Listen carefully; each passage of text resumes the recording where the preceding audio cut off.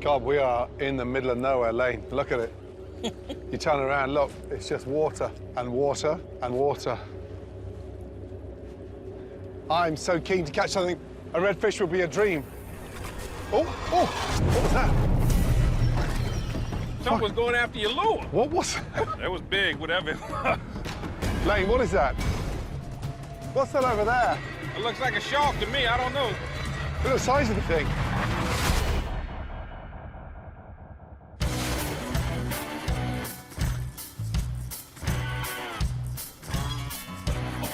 This is South Louisiana, a place locals call the end of the world.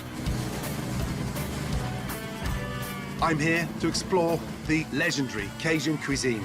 Often made with local game, this southern food was influenced by a melting pot of cultures from Europe, Africa, and the Americas. My journey begins a couple of hours south of New Orleans, in some of North America's most extensive wetlands. Thanks, guys. Now, when it comes to going off-grid in America's Southeast, the marshy sea in Louisiana honestly has to be one of the most uncharted yet. Now, down here in the bayou, the locals have been surviving on some of the strangest creatures you'll ever put in your mouth. And it's fair to say that those animals could make a meal of you. But fortunately for me, I've got a badass Marine turned award-winning chef to watch my six. Eric! Chef, how are you? Good to see you, bud. Good to see you as well.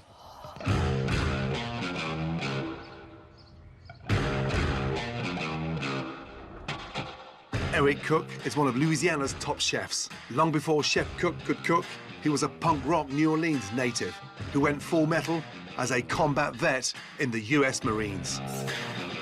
Now he runs voodoo-inspired Grigri, an award-winning restaurant that specializes in Southern cuisine using only the freshest ingredients found in Louisiana's wetlands. Eric swears Cajun cooking comes from the soul, but his dishes are so bloody delicious, I wonder if he hasn't sold his own.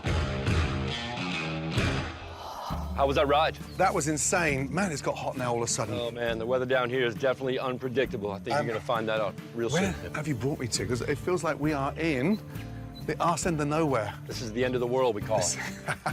It really is a spectacular place. You know, and the food you find down here is some of the most bizarre you're going to find in the world, but it's also some of the most plentiful and flavorful if you know what you're doing with it. But all sourced locally. All sourced locally, all made locally, like hog head cheese. It's literally the head of the hog you boil down. And so it's set naturally with the gelatine in there. It That's is. just natural jelly, and that's all hog. Yep, just some spices in there, some natural herbs in there. Wow. Once you get out of the protein world, you go into things like satsuma jelly. Satsumas are in season. Out here? Absolutely. The Mississippi River is running right in our backyard. So now you get this incredibly fertile soil. So transplanting citrus into here, Maya lemons, satsumas. That's delicious. Isn't this great? Bloody hell. So for me, it's like this incredible little larder because you want for nothing, right? Exactly right. It's a swamp pantry. Your troop as a Marine must have loved you out in the wilderness cooking those I laugh about it because, you know, I never was, you know, a trained professional cook in the military, you know, but every time we stopped somewhere, we'd pop the engines to the trucks or the Humvees, and I would cook on top of the Humvees and the engines. And that's amazing. My son's just joined the training for the Royal Marine Corps in the UK. Awesome. And the first message he sent back said, Dad, I'm missing your food. Now he understands what it's all about. And this, what what's in there? We've got wild boar andouille gumbo. And look at this color. I'm sure you're super experienced on make a roux, but you got to make a roux like this. That's the secret, isn't it? That's it. Look at that dark color. Take some of this popcorn rice, put it right on top. We'll do a little green onion. Don't get fancy on me now, Eric. I'm trying not to. Thank you. Bloody hell. Look at that color. Even the smell there. Smell that aroma. That dark, dark fudge roux is the basis to all good Southern cooking. Wow. That is delicious.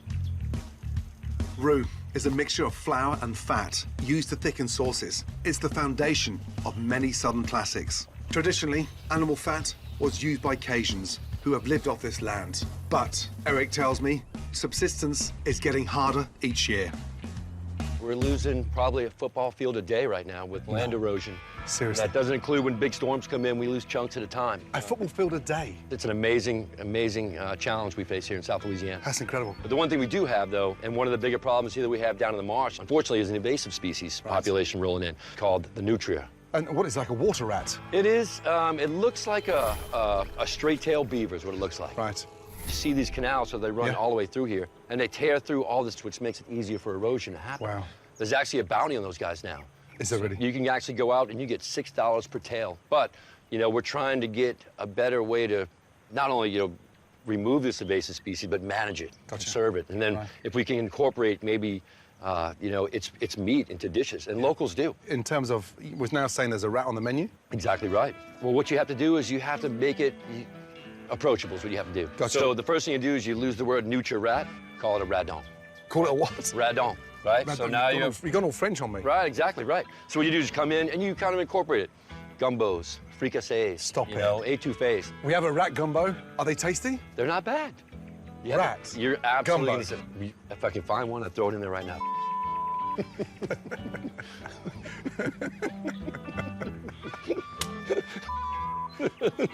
You've been in ring for too long. You have to eat what you got to eat to survive. That's exactly right. A long way from his last tour of duty, Eric's still working with people on the front lines. Volunteer first responders who rescue storm victims. We'll be feeding them at the end of the week. So I need to master Cajun cuisine, not only for myself, but to honor these unsung heroes. You have to learn to make that roux. You can make a roux, right? But Yeah. it's got to come from here. Yes. The only way it's going to come from here is getting out there. Right. So we're going to send you on a mission. Get out there and hunt. At the end of the week, we see what you have. Making that dark Cajun roux. Head to head. Head to head, tip to tail. So get out there and hunt. Come back with a plethora of ingredients like this swamp larder here. Absolutely. And there we go, toe to toe for that roux. Absolutely. Let's put you on an adventure, show you where it's coming from. I'll see you at the end of the week. Yeah? Yep. Maybe. Maybe. For my first mission, Eric has hooked me up with good old boys, Walter and Cody. Together, we're just three guys with killer accents and even better hair, doing our part to tackle this nutria problem. In the 1800s, about 20 of the South American rodents were brought here for the fur industry. Come see, Gordon. I'm gonna show you one of their nests. Now, millions run wild. So that's what they'll do. They sit here, they'll cut the grass, pile it up under them, and they'll make a little home. As they're growing, everything else is devastating.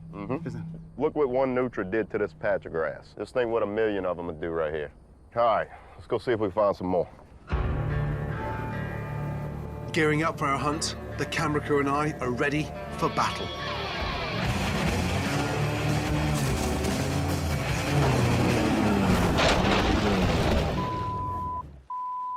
What the? After hitting a cypress knee, we nearly lose my camera operator, Brenda, overboard. What the was that, root? Yeah, that's the cypress root. Bloody hell. Now, firmly reseated, the hunt is back on.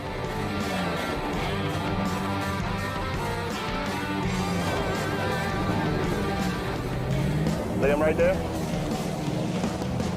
Right there, Gordon, get him, right here. I finally get a look at the swamp rat that's destroying this fragile ecosystem. You got him? No. And they must be bulletproof because I never miss. All right, we'll get the next one. There'll be another one. Everywhere we look, nutria are diving out of the way. Oh, right in front of him, right there, Gordon, right there. See him? Get him.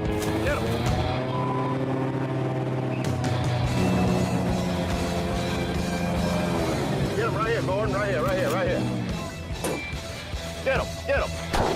Good shot. Finally, I hit my target. It looks like a rat on steroids. It looks truly vile. Bloody hell. I can't wait to eat it. Can we taste one now? Yeah, we could taste one. I have some fixed up for us. On a good day, how many nutria do you think you could kill? A good day, 200-300. 200 or 300 Oh, yeah. times $6 per tail. They're eating us out of a home. Wow. And you got to think, we have everything against us. We have Mother Nature's against us as far as storms. We have animals after us. It's just like a fight every day with this marsh. So, Walter, as always, Mr. Improvise, out pops his flask and he's got this stew, this rat stew in his flask. Doesn't look the most appetizing. You can call this thing Nutra, Radon, Water Rabbit, but trust me, every bite, you're still eating a rat. Let's go. That's weird eating this here, the things underneath your feet, I'm telling you. Huh?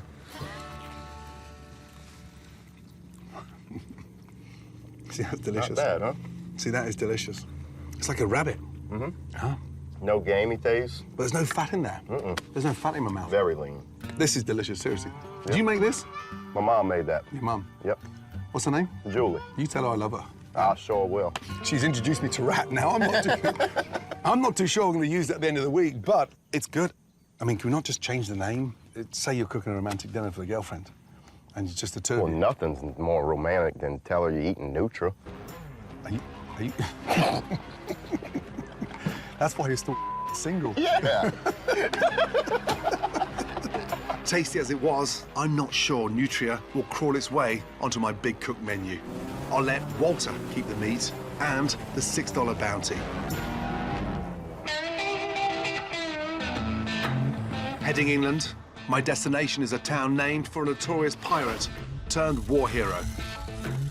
Lafitte is where I'll meet a local who I'm told knows the best fishing holes around.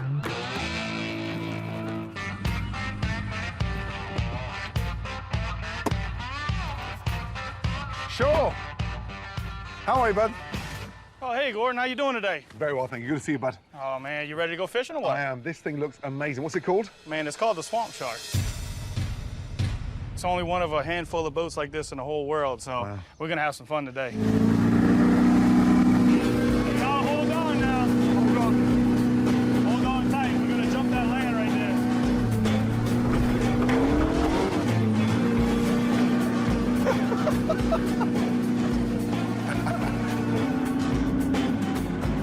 That's insane. So now I understand why it's called a swamp shark. there. That's it, brother. Bloody hell. And there's big fish out here? Oh, yeah, man. There's some fish out here. This is Fisherman's Paradise. Amazing. Shall we? With a name like Fisherman's Paradise, you know we're sure to get a few fish on the line. Come on, fish.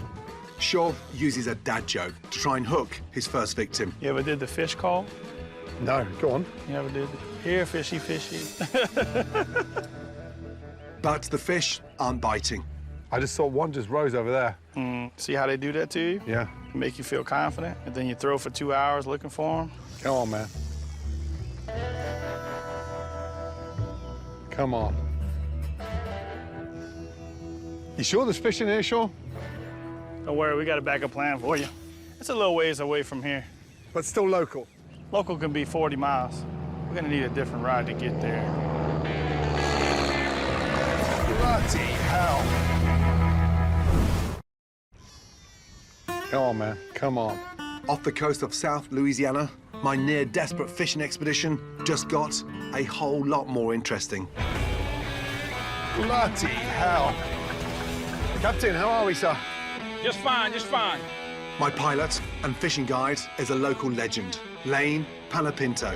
Let's go see if we can get these big fish, man. Yes, sir. Our destination is 40 miles offshore, to the easternmost point in Louisiana, to an uninhabited chain of islands marking the boundary of Chandeleur Sound. Now, how long have you been flying? We'll be up about 45, 50 minutes into the wind. You've been flying only for 45 minutes? Right, yeah. Is that what you've been flying? Well, I read the book last night. Come on, huh?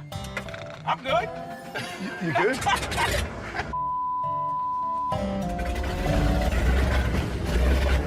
Can I do anything? Just hang on. Hang on.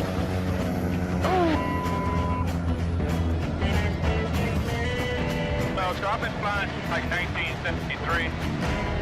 Grew up in the seaplane charter service.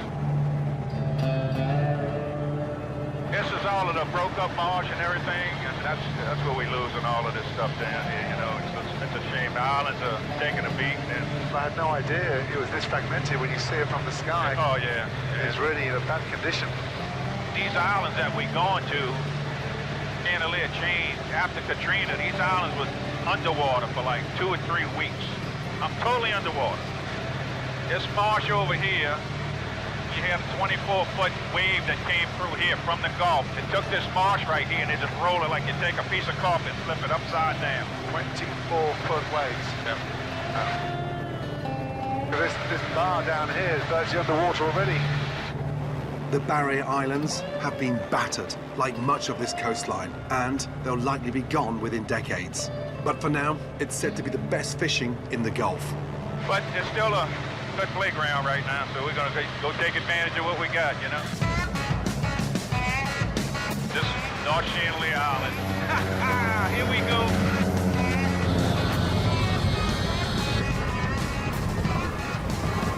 Wow. That was a smooth landing, as smooth as my butt cheeks. Thank God you read that book last night. Oh, My God, this is so beautiful, Lane. Right, let's catch some fish. God, we are in the middle of nowhere, Lane. Look at it. You turn around, look, it's just water. And water. And water. What kind of fish do you think we'll catch? probably more redfish right now than anything. We may get in some nice trout also, you know, so we'll see what happens. We're just gonna take what the good Lord up above gives us, you know? Yep. I'm so keen to catch something. A redfish would be a dream. After another hour of casting, I'm both desperate and determined. I can't disappoint Eric and the first responder guests at the Big Cook. Have you ever gone out and not caught anything? They're here. We just gotta find them. Come on, baby. Everyone here is sure the fish are biting. But it just occurred to me, what if we're the bait? Lane, what is that? Lane, what's that over there? It looks like a shark to me. I don't know. A shark. Look at the size of the thing. I'd say we need a bigger boat, but we don't even have a boat. They ain't in here for any reason other than they got food in here. They gotta have something around here. Food. Oh, boy. Don't let me catch the first one on you there, Gordon. Thankfully, the shark appears to have found tastier prey elsewhere. It's a good thing. If it had got any closer, I was gonna fill my waders. Oh, You got it? got him. What is it? Nice trout. Oh, That's a beauty. woo-hoo.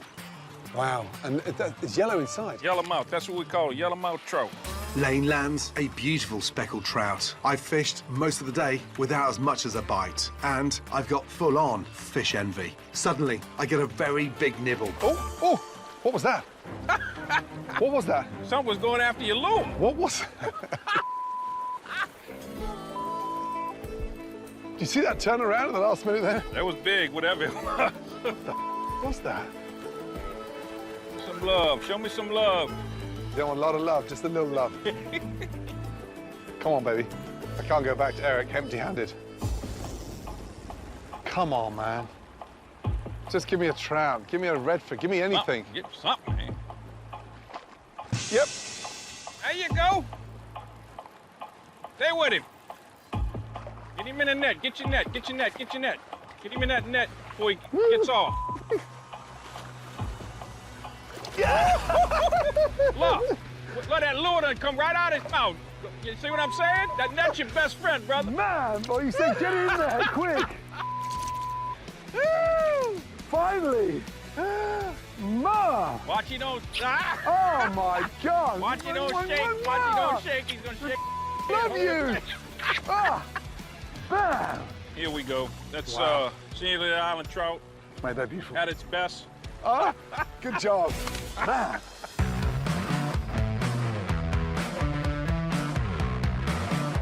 Now, making my way further inland, I'm reminded yet again that everything I see is within that flood zone. There's no telling if and when all of this in front of me could be lost at sea. But for now, this is where you'll find the best freshwater ingredients in the surrounding ponds and marshes. So, I'm meeting with two seafood restaurateurs who have promised to teach me all there is to know about a Louisiana staple, crawfish. Tian, how are you, bro? What a journey. How are you? How you doing, Chef? Hey, Man. how you doing? This is my cousin New. Good to see you. We kind of have a little setup for here for you for a little crawfish, how we normally do it in the backyard, but of course, this Gotcha. is kind of our backyard. Right. But before then, we got to go get the crawfish. We haven't got them yet? No, Not yet. Where are that's they? what I need you for. They're out there? Yes, sir. Wow. Let's go. So how many traps are out there? Roughly about 900 traps, Gordon. 900. 900. Are you kidding me? I'm running about 3. You doing the rest. 900. That's it. Captain Wilbur, Wilbur, good to see you. Let's go. let's go. How old were you when you first started fishing for crawfish? I would say probably like 7 or 8. 7 or 8. Amazing. That's the only thing we know how to do in the summer. Yeah. I was born in Vietnam. My whole family, as a refugee, kind of left the country. I don't remember much of it at all. But as a child, this is what we did, catch crawfish. And we enjoyed every bit of it. The good old days. Yeah, the good old days. I'm gonna load this first one right here. First one here. So, lift them up. Lift them up. Kind of empty it. There's not that many, you know that. Little ones go back. Got the next one coming. I'll get this one. You're gonna get This it? was mine. Let's go. Here we go. Empty, man. What the? It's not an easy business there, Ramsey. So far, no good. This is one ingredient I was banking on. And if the next row of traps don't improve, we're not eating. Bloody hell. Man, is that it?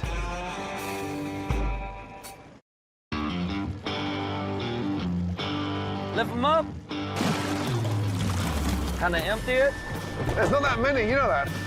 I'm in the marshes of South Louisiana with local Viet Cajun Tien. We're collecting crawfish traps, and so far, the haul is as bad as my language. Empty, man. What the? It's not an easy business there, Ramsey. But as we get further into the marsh, the traps begin to fill up a bit. There you go. It's fine, that size, no? Yeah, that's perfect size there. 900 of these things? Yeah. Way. These are really good size right now. You enjoying it so far, Gordon? I love this. There you go. Now you're getting a little bit better. That's 900 pots on a daily basis. We've done a handful. The yield is there, but my God, you've got to work with your back. There you go. There's the big ones in there. These are big. That was a slow start, but a very strong finish, and we got a half a basket full. So in there, first off, we got lemon, garlic. That's our base. That's your base. That's our base. Gotcha. Oh my God, this is Okay. our, So what's our in there? Louisiana seasoning. All that? All this. Roughly about 20 pounds of seasoning that's going in this baby. All that seasoning? All this, yes. Wow. Our salt. I'll take this. There you go. So Sodium. that is crazy. It's a lot of seasoning, yeah. More Now, seasoning? This is cayenne pepper. Be careful. All of that? All that. Let's do All half. that. Let's Let's do all of it. Trust me. Never enough seasoning. You're crazy. My goodness me. Look at this thing. It's like Harry Potter meets Louisiana. Bring that up to the boil. Yeah, let's bring it back to a boil. Something about the South, if you under season it and don't have a bite in, they just won't eat it. I can promise you that is not under seasoned. Oh my God. If the heat doesn't kill the crawfish, the seasoning will. So this is pretty much crawfish that we just caught, washed, and pretty much now we're gonna just dump it in here. There you go. The whole thing. Wow. And you leave them to soak, so all that spice absorbs through the tail. In the head. And the head. In the And the head. head. It's amazing the way they change colour. Yeah. The very well-seasoned pot is a rolling boil. So we kill the flame. And after a quick 20-minute soak, we're nearly ready to tuck in. But first, Nu shares a secret recipe she often uses to finish the crawfish. This is our butter garlic sauce. It has Cajun spice, some celery seed, Wow. some lemon pepper. That is delicious. Yeah, with a lot of garlic. So I've never seen this style before, so what would you call this style? We call it the Viet The Cajun. Viet Cajun. So it's a sort of cross between a Vietnamese and a Cajun. Yes. So far, I've learned cooking crawfish Viet Cajun style means when it comes to seasoning, you can't be shy. Apparently, that applies to eating them as well. Oh man. And then you start enjoying with the head. This is my best part right here. So I use my nails. That's my best part, and that's how you do it. Everybody eat different, so he Well, eats it. for me, I'm a guy, so I get down and dirty with it. So, That's where all the flavor is. you tune the head? Yep. Oh, And then man. See, this is the flavoring.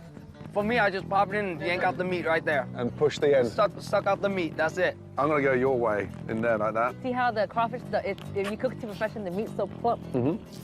There you go. There we go. There Wow. you go. Now, Seems like you've been here your whole life. now I know why you go through 2 sacks a day. It's like eating candy. You pop it in your mouth. Just Amazing. Messy, but delicious. I love Yeah. this. I love the take on it.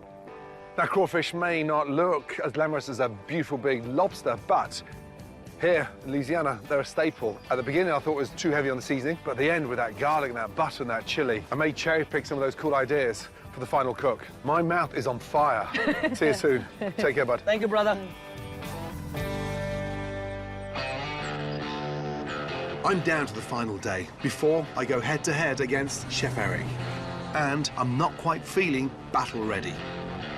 So I've enlisted the help of a local forager who was raised eating delicacies found in the swamps of Louisiana. Ponch, how are you, sir? Hey! Man, what a journey. You good? Yeah, welcome to paradise. Thank you, man. Pleasure. You made it, huh? This place is extraordinary. You haven't even seen any of it yet. You've Really? just been kind of seeing the top end of it, but we're going to get down into there. There's even more magical ingredients somewhere Exactly. in Good thing about Louisiana, we like to eat, we like to have a good time, we like to show off for people, and there's something to eat everywhere. there. Dangerous? It is dangerous. A lot of alligators on this property. They're typically not aggressive, Right. but we need to give them a wide berth if we see any. Are you armed? I got a knife. Right. Is that good enough? Yeah, I got my knife, yeah. Right. Fingers crossed. Yeah, I didn't bring a shotgun, but I thought about you ahead of time. We got you some waders right over there. Cheers, bud. Thank you. Chest waders, helmets, knives, and ATVs. I've never felt so prepared for a forage in all my life. All right, you ready? Yes. Follow me.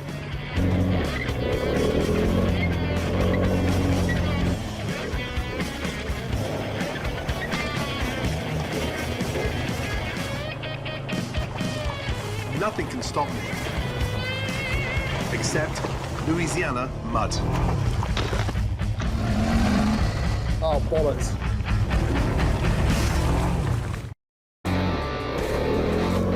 In Louisiana's uncharted swamps, I'm searching for the freshest ingredients and maybe a tow truck. Oh, bollocks. Man, deep down here, no? Yeah. No, that was not a good start. You got any more boot? Now's the time to use it. Oh, no, trust me, they're already full of mud already. Oh, man. That's it. Yep. That's good. Yeah. I feel like we've done our duty here. We more or less got them out right now. There's a bunch of stuff I want to show you. Gotcha. Ponch decides it's safer if we walk. I hope the swamp rats don't eat our ATVs. This is what we call Cajun celery, or chardron. That's edible? Yeah, chardron they call it. It's in English bull thistle. So you chop it up and put it like with vinegar, salt, and pepper, just a little simple salad like that. That does not look edible, does it? No, it doesn't. I guess that's the idea of the plant. It's trying to make itself seem as unedible as possible. So you ready to tackle this beast? Yeah, so... All right, off with its head. Yeah. They are sharp, aren't You gotta want it, man. Way down there. The more you get, the more we can eat. So now you can semi-safely pick it up from the bottom. Wow. And whack all those spines off it. they? Bloody hell. That's incredible. Yeah. Light on flavor, but it's watery like that. It's crisp. It's got those same veins running through it. So, absolutely. Now it's starting to look like a head of celery. So you'd eat this traditionally in a salad? Yeah. So is that... Wow, it's very watery, isn't it? Watery and crispy. It's got a bit of flavor to it. It's almost like a cucumber as well. It's got the You're right. cucumber. A lot of edible things outside that you'd eat if you were really in a pinch. All right, well, don't get too full on that. We're after a few more things down there in the swamp. I want to surprise you with this one. Now, this is swamp. Yeah, this is more what you're expecting when you come to Louisiana, right? Yep. Kind of watch your step through here. The other thing we're looking for in here is mushrooms. Great. You eat mushrooms? I love mushrooms. Good. These are some real tasty ones. They're oyster cluster mushrooms, the one that we're looking for in here. It's getting real dark. Let's hurry up and see what we can do here. There's got to be snakes in here. Oh, yeah. There's nothing you can do about it. You can't ask them to move. We're in their backyard. But the good thing is the water is still plenty cold, Gotcha. and so reptiles and amphibians are gonna not be too spry. Louisiana's humid climate means mushroom hunting happens almost year-round. So what we're looking for is the oyster clusters. They're gonna be white, fan-shaped. Gotcha. Yeah. Look. You All got right. them? Now we got something going. It's like a little cluster. These are some pretty young ones, just came out a couple days ago. And you can see these are widening out just a little bit and they've lost that color. Yeah. They're turning a bit brown. So these aren't the biggest ones, but you want to try one right now? You like them raw? You like mushrooms raw? Yeah, I love them raw. They've got a real good flavor to them. They taste peppery with a hint of apricot and give me some ideas for tomorrow's big cook. Really good. But here's the shock for me, just the actual natural raw flavour of that. Yeah. You know, it's almost like multiplied by 10 in terms of, and they're not even Right. cooked yet. So, you know, Right. butter, cast iron pan, Yep. shallots, garlic, thyme. Oh my God. The sun now finally set. We have one last ingredient to forage, and this one is best found after dark. Yeah, we're gonna be looking for bullfrogs. You talk about stuff that's out there, good to eat and free. It's hard to beat frogs. Ponch says this here is good old-fashioned Louisiana frogging. This time of year is when bullfrogs come out of hibernation, and their legs are a local delicacy. General idea is we're shining our light out there, looking for the eyes of the frog, or sometimes you see his belly or kind of a little chin showing up. Hey, look, look, look, look, hey, I see something. You see him? No. Is that a frog? Keep your headlight on his eyes. Don't move, don't move. There's two. Two of them. There's two. Hey, you want to go for the twofer? Where's alligators? Right under the boat. They agreed not to mess with us on this one.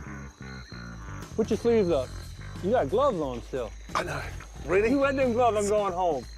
What's wrong with you? Yeah, I'm messing with you. Now, All right. Now look, all right, if you're any good, grab the first and grab him aggressively. Catch him by the spine. Just at the top of the head. Uh-huh. There you go, there you go. Basket right here, look. Oh, nice, nice. It's a big one, man. Yeah, check him out. Big old fat legs like we were talking about. There's a lot of good leg meat right there. Yeah, look at that. Oh, that was me. Oh, get down. There you go, there you go. There you go, good. I'm bringing you along all the time. Man. 2 for 2, partner. Now, frog's legs are on my menus, especially across Europe, on all the restaurants. Huge delicacy. So nice to be out here in the wild and actually catch your very own. These things are beautiful, though. Do they get bigger than this? Oh, hair maybe, but that's a pretty darn big frog right there. Just like, let's go. So hard to see, look. They're the same It colour as the really lilies. All I need now is a alligator to pop up and eat it. I can't see him. You need to get closer. Touch more, touch more. Yeah. There you go, 3 in a row, man. You're a natural. See? Who knew I was a frog whisperer? I could stay here all night, but I've got a job to do tomorrow. And right now, I've got the oddest list of ingredients this side of Hogwarts. I can't wait to taste them. It will take some real magic to pull it all together.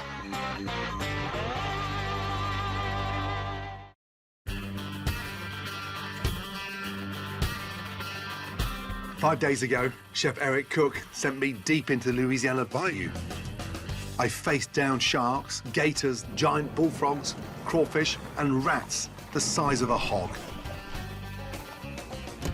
Eric! Hey, good to see you. Likewise, man. Good to see you. Made it back alive, one piece. Just one piece. You started the roux already, right? Oh, I got to jump on you. You know that. I was waiting for you, but look at that.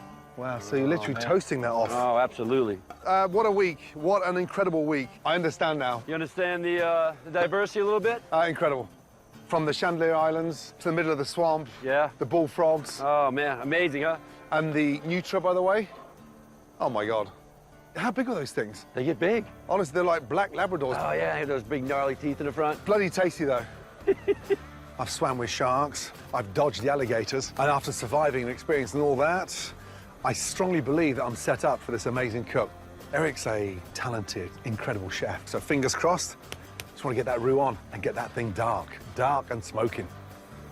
This roux will serve as a hearty base for my gumbo. If the roux is wrong, my gumbo won't be right. Are you doing a gumbo already? I am. I But I'm cooking that out. That's good color. Yeah. Look at I that. mean, I've never taken a roux this dark. Like a drill instructor, Eric has led me through my basic training. Now we're going head to head to see who makes the best roux. Now, I'll tell you, getting that roux, that color is what you want. You know, that almost, fudge, like peanut butter color and depth. Whole different level. Right. And now you're doing something different than I am, right? On your gumbo, what you got going on? Chicken and andouille. Yeah, I'm gonna do wild boar and homemade venison. I can learn the ingredients fairly quickly, but according to Eric, the secret to gumbo isn't what you put inside, it's what's inside you. Gumbo changes block to block everywhere in South Louisiana, but you'll find that you get that smell, you get that love, feel that soul, right? And that's what we talked about when we're doing these dishes. Gotcha. When we sent you out early in the week. We said understand it, didn't you? Right, you gotta feel it in your soul. Yeah, something I want to show you. That's beautiful. Isn't that gorgeous? These are nice. This is a select crab. Are they from the Gulf? Yeah, well, these are right out in these marshes. So the meat you're going to take out the claws, right? We're gonna stick it all in here just like this. So you keep the whole thing whole? Just like this. And we're gonna start this redfish coubillon. I mean, look at that guy. Yeah, look at that fish. That's beautiful. I mean, that's old spotty tail right there. Love that. You've got those beautiful frog legs over there. Yep. Look at the meat, how tender and white and delicious. Yeah, I'm going to quickly dust in a little bit of flour, a touch of paprika, cayenne. They need a little bit of heat in there. Spectacular, huh? You know, folks tend to overthink the ingredients that we have down here, and sometimes you just let them speak for themselves. You know what I mean? Absolutely. So you set the whole red fish on there like that? I did, yeah. Wow, that's beautiful. Yeah, look at those guys, huh? I was just amazed at the size of the bullfrogs. This is all beautiful, but I've noticed no nutria on the menu, huh? It's a tough one. It's a tough one. There's that little bit of skepticism still going on in terms of Rat in the kitchen. Yeah. Rat in the kitchen. This trout hasn't got anywhere near the stronghold the redfish has, so I'm going to start cooking it in these incredible satsumas, okay? That's the way to do it. Just let it all just speak for itself. So good. Satsuma and You see, you give me the... blood oranges. If you give me the little clue, trust me, I'm going to piece it together. I think I gave you too much. Huh? Oh, stop it. I'm Come mad on. now. Really? No, I'm not mad. Come on. I'm not mad at all. Shrimp. Shrimp. Our dishes nearly complete, and just in time. Hi, guys. Ladies, hello, welcome. Hey, hey, hey. The guests have arrived. Thank you. Good to see you. How are you, Hey, brother? sir, how are you? Good to see you, Madam, man. how are you? A group of homegrown first responders. Good to see you, sir. Thank you. These volunteers rescue storm victims, often giving supplies and food to those in need. It's an honor to cook for them. But I'm feeling the pressure to deliver those home-cooked Cajun flavors they deserve. You know, what better than this? You know, get a bunch of folks together, cook them a home-cooked meal. That's the Southern hospitality. We're lucky we have such a great community around here, right? They're all in one, right? That's it. Because we're all spinning around the big planet together, right? I'm going to quickly saute off those oyster mushrooms, and literally found them in the sort of right in the middle of the bark, and there's a little cluster underneath. But I'm going to use that bacon fat with a little bit of garlic, and that's me. You good? I'm good. I think my barbecue shrimp are there. I'm liking the way they're looking, liking the way they're tasting, feeling it. I know this gumbo's ready. Can you imagine all those Marines now saying, why didn't you cook like that for me? I bet a lot of them are right now. They're saying, where was that when we were overseas, man? Easy. That is it, look. I'm going to sprinkle them over Oh, my goodness, yeah. and just knock them over. Oh, my God. That. And that finishes off my cassoulet with frog's legs. Yep. Excellent job. I feel good about it. You're one tough... Putting the finishing touches on my gumbo, we're nearly ready to serve up this Cajun feast.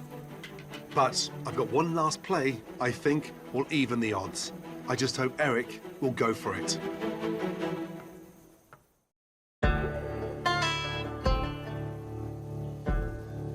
Under the direction of Chef Eric, I've learned how to thrive off the ingredients found in the hostile wetlands of South Louisiana.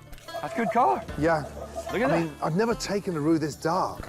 And while I appreciate his guidance, he's ex-military on a mission. So, I've got one last tactic to level the cooking field. Yeah, I'm good. How are you? Yeah, all good. That looks amazing. That's good. Right, quick suggestion. You're competitive. Let's switch these out. The old switcheroo. Can you stop it? No, but they know you, they don't know me, so what do you reckon? Yeah, go for it. Let's do it, yeah. Pass that ladle, please. Absolutely. You good? I'm ready. Let's Ready? go. Let's go. Good luck. Good luck. Okay. So nice to see you all. How's everyone doing? Great. Now, in here we have a venison and wild boar gumbo. Beautiful trout that has been grilled, finished with Satsuma beurre blanc. And then my bull frog legs, finished with a cassoulet over an intense heat. Enjoy. So I've got a chicken andouille gumbo, whole roasted chicken, fresh picked, local made andouille, deep, deep dark roux, Trinity, of course. On the end, I've got a whole redfish coubillon, whole blue crabs, cracked, seared down in the sauce, local Gulf shrimp, charred lemon and squeeze on top of that beautiful tomato sauce. And at the very end, we've got a New Orleans style or a South Louisiana style barbecue shrimp. Something you can just dig your hands into and get dirty and peel and eat. Enjoy, y'all. We can do that. You got Nice it. to see you. Please enjoy. Y'all enjoy. Thank you. I served Eric's venison and wild boar gumbo, while he served my chicken andouille. Once this group digs in, I like my chances. What an amazing table. Yeah. What a Not just great first responders, but just think what they've done over the last 2 decades dealing with some of the torrential, horrific storms. Heavenly Father, bless the food we're about to see. Make it nourish our body. Lord, thanks for the opportunity to be here to be able to taste some wonderful food for 2 world-class chefs. Lord, it's an amazing honor. In Jesus' name, amen. Amen. Now we can eat.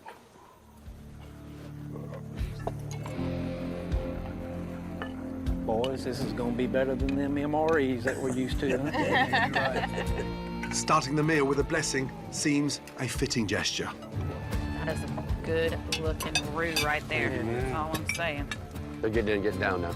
Because watching them tuck into Eric's dishes, I feel like I'd better start praying myself. Look what they're doing to those shrimp. They are devouring those. I'm looking for the eyeballs. That's the dead giveaway. For now, we'll enjoy the silence that accompanies our Cajun feast. Crack that crab. Crack on this Yeah, crab. his teeth bit it with his mouth. He just bit it right off. It's a tough table. It's a very tough table, especially with teeth like that. All right, let's find out. It's very quiet here. What happened? Very good. Very good. Very cool. Should we start with the shrimp and the frog's legs? How were they? The frog legs were really good. How do you feel about the old barbecue shrimp down there, that charred lemon? Shrimp were great. They a little hard to peel, but the taste was Really good. awesome. So one, Yeah, one, good one. Gulf shrimp. Yeah, 1-1. We'll call it even. All right, we'll call it even. 1-1. Let's get to the fish. This is where we are here. How about that redfish? This was great. Everything in it, the crabs, the shrimp, the fish was really seasoned nice. But that was amazing. That was amazing. I've never given you the damn Satsuma. Give me the keys. I should have just lied to you and threw him on the ground in front of you. I was shocked when Eric said these Satsumas are local. I said, really? Started tasting the strength of them was just incredible. That's 2 all. We're down to a final dish, the gumbos. While I feel I've captured the essence of that dark, thick Cajun roux, I have no idea who will come out on top, the jarhead or the forehead. 2 gumbos. How was the venison and wild boar?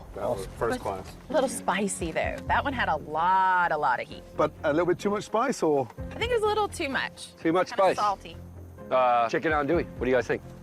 That roux was... Yeah. Yeah. Deep flavors, though. It was good. On point. It had a little heat, and that's what we like down here in South Louisiana.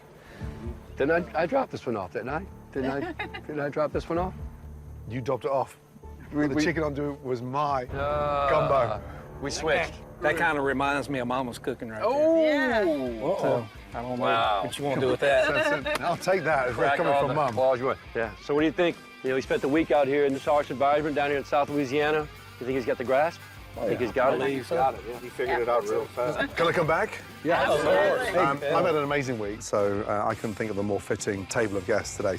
You're there in the eye of the storm, so thank you. Thank you. From the bottom of my heart, I continued success and gratitude for all you do. And you, Thank you. great job, bud. My pleasure. Great job. You nailed it. I'll see you in Scotland next time round. Yes, sir. You ready for Scotland? Oh, am I ready? I'm think- absolutely ready. You think you'll handle it? Absolutely, I can handle it. Thank you, guys. Take care. Don't forget to send me that recipe for that gumbo. No. This past week has really taught me a lot on how to survive off this incredible land here in Louisiana, especially across this very fragile ecosystem. And these hearty Cajuns have not only survived, but thrived whilst doing it. And trust me, at the same time, they're enjoying every minute of it. And on that note, I'm off to my next adventure.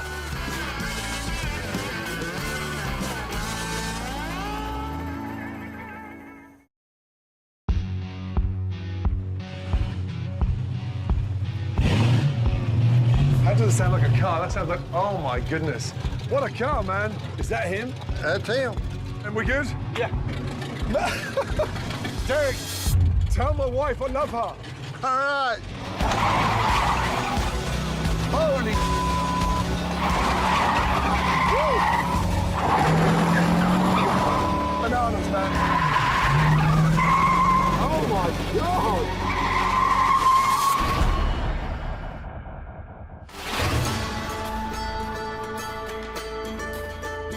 I'm in the legendary Smoky Mountains, a biodiverse wilderness steeped in history. From the native Cherokee people to moonshiners to NASCAR, this land has a past as diverse as its cuisine. And I can't wait to explore it all. Although they call these the Smoky Mountains, rivers are aplenty, and I start my incredible journey fly fishing with a legendary local chef, William Disson. Now, he said, meet me somewhere on the river. Hey! Hey, good morning. Hi, how are you? You're not Chef William, that's for sure. I am not, no. My name is Sam. Nice to meet you. You're dressed up as if you're about to climb, or...? Do you want to meet Chef William? Yes, please. Okay, yeah, right down this way. He's down here? Uh-huh. I'm gonna follow you. All right, come on down. So you're gonna come this way? Are we there yet? Nearly. It's right over here. What the hell is that? Holy... Oh, my Lord. He's down there? He's down there. William! Hey, Gordon! I'm coming! Welcome to Smoky Mountains. Bloody hell. Let's do this, girl. Woo. Man. This first section's pretty slick, so lean back a bit, take small steps. You know, it's just slippy as... My journey has just begun, and already the mountains are showing me who's in charge. Yeah. You're fine. Rappelling down anything, you need to get that firm grip and then relax. It's very hard to start that off when you can't even stand up straight. I've got no grip. And I was literally gliding across those rocks like Bambi on ice.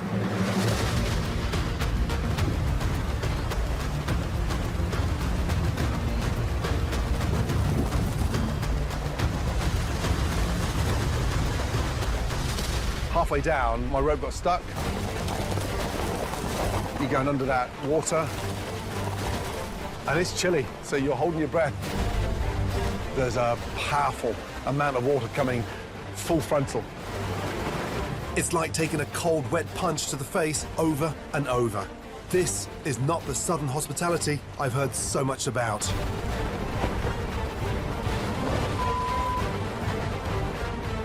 When I finally reach the first plateau, I look down and see the sheer rock face and realize I still have a long way to go.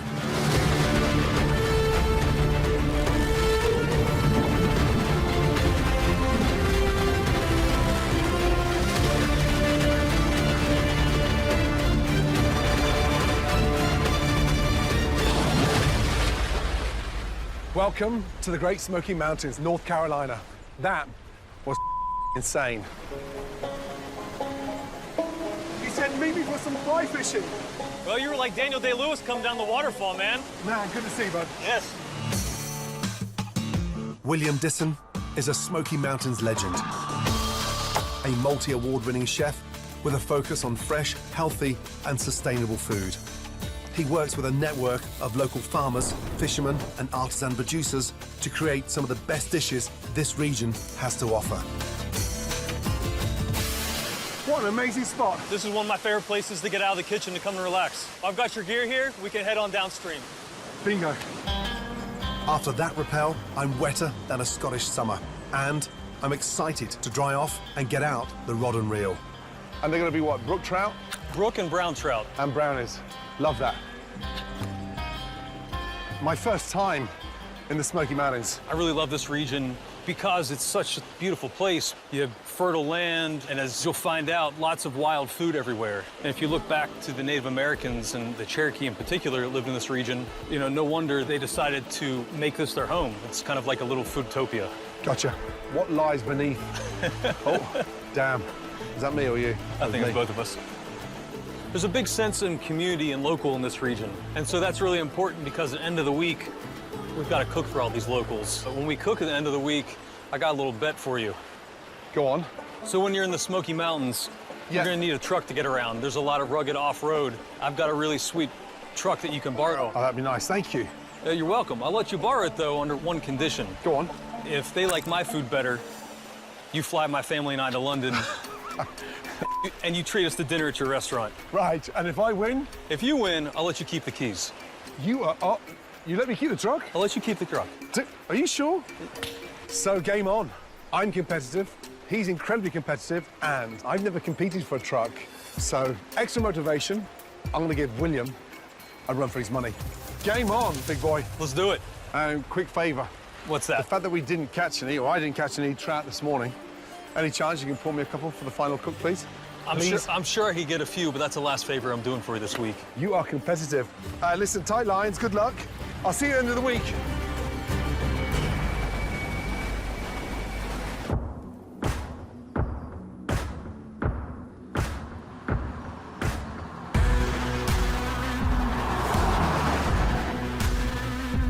I want this truck, so I need to get my hands on some of the most unique ingredients found here. Luckily, I've already got trout on the menu. Here, we have over 2,000 miles of amazing rivers and streams in the Smoky Mountains, so I want more. Now, William's hooked me up with an amazing crawfisherman, and fingers crossed, today, I'm gonna get my hands on those beauties. Keith! Oh, Chef Ramsay. How are you, sir? Good to see you, man. Nice, good to see you. Now, Chef William said that we've got a strong possibility of getting more protein ahead of the big cook. Yeah, so I brought a means of transportation for you. Yes. Chef William Did you forget them? explained to me you're a man that enjoys a challenge, so I brought these. Yeah. So these are hand paddles. For your... This is the, no, they go in your hand, see, just like this. Hand paddles? Yeah. It's very intuitive. Oh, my Lord. You got long arms. I think you're gonna rock this. Let's get suited up. Let's go, Captain. I'm in your hands, my man.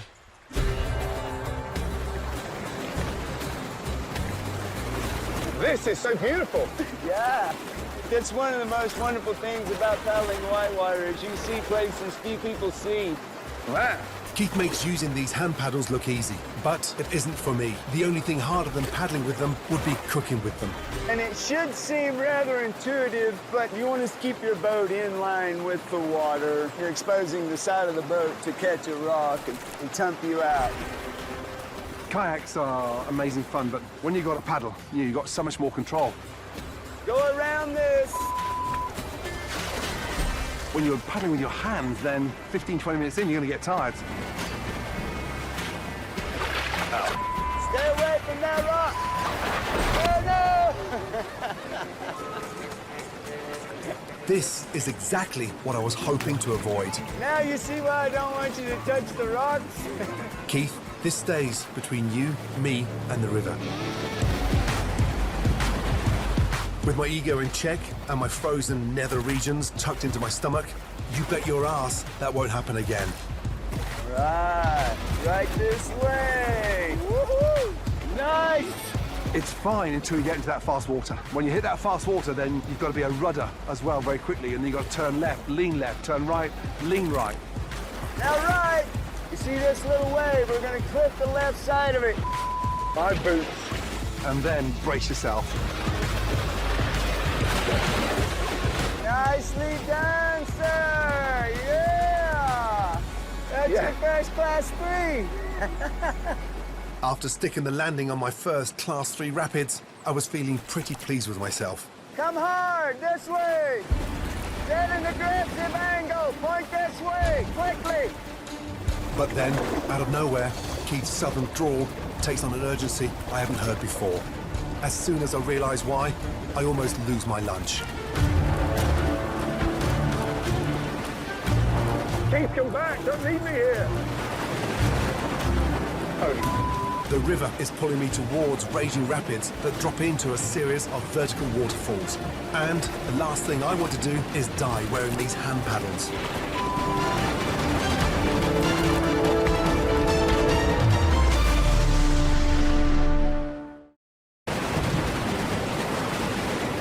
I'm on a river in the Great Smoky Mountains, and it appears my day of carefree fun is over. Along with possibly my life.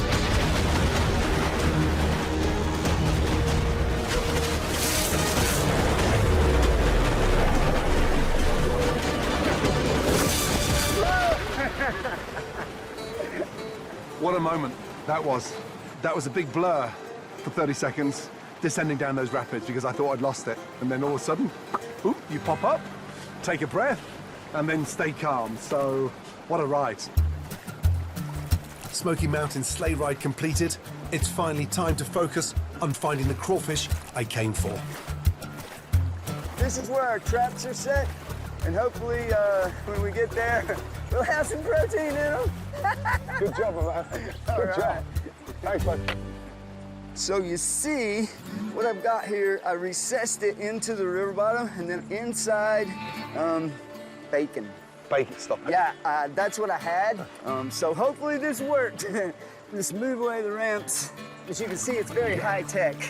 Man. Ooh, look at there, yeah. Man. Oh my God. So we have 28 different species of crayfish in North Carolina.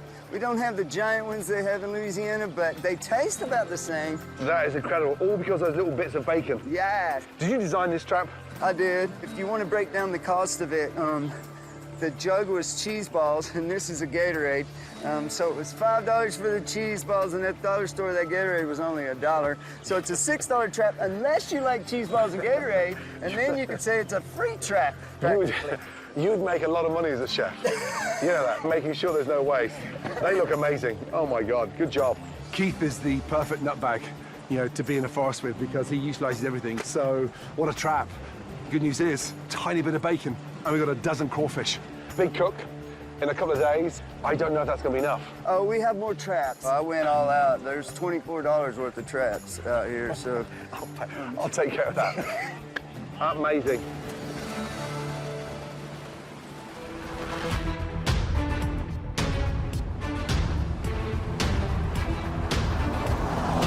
Now, the Smoky Mountains are one of the oldest mountain ranges anywhere in the world, and it's also one of the most biologically diverse. Amongst these trees are some of the best ingredients a chef could ever ask for: mushrooms.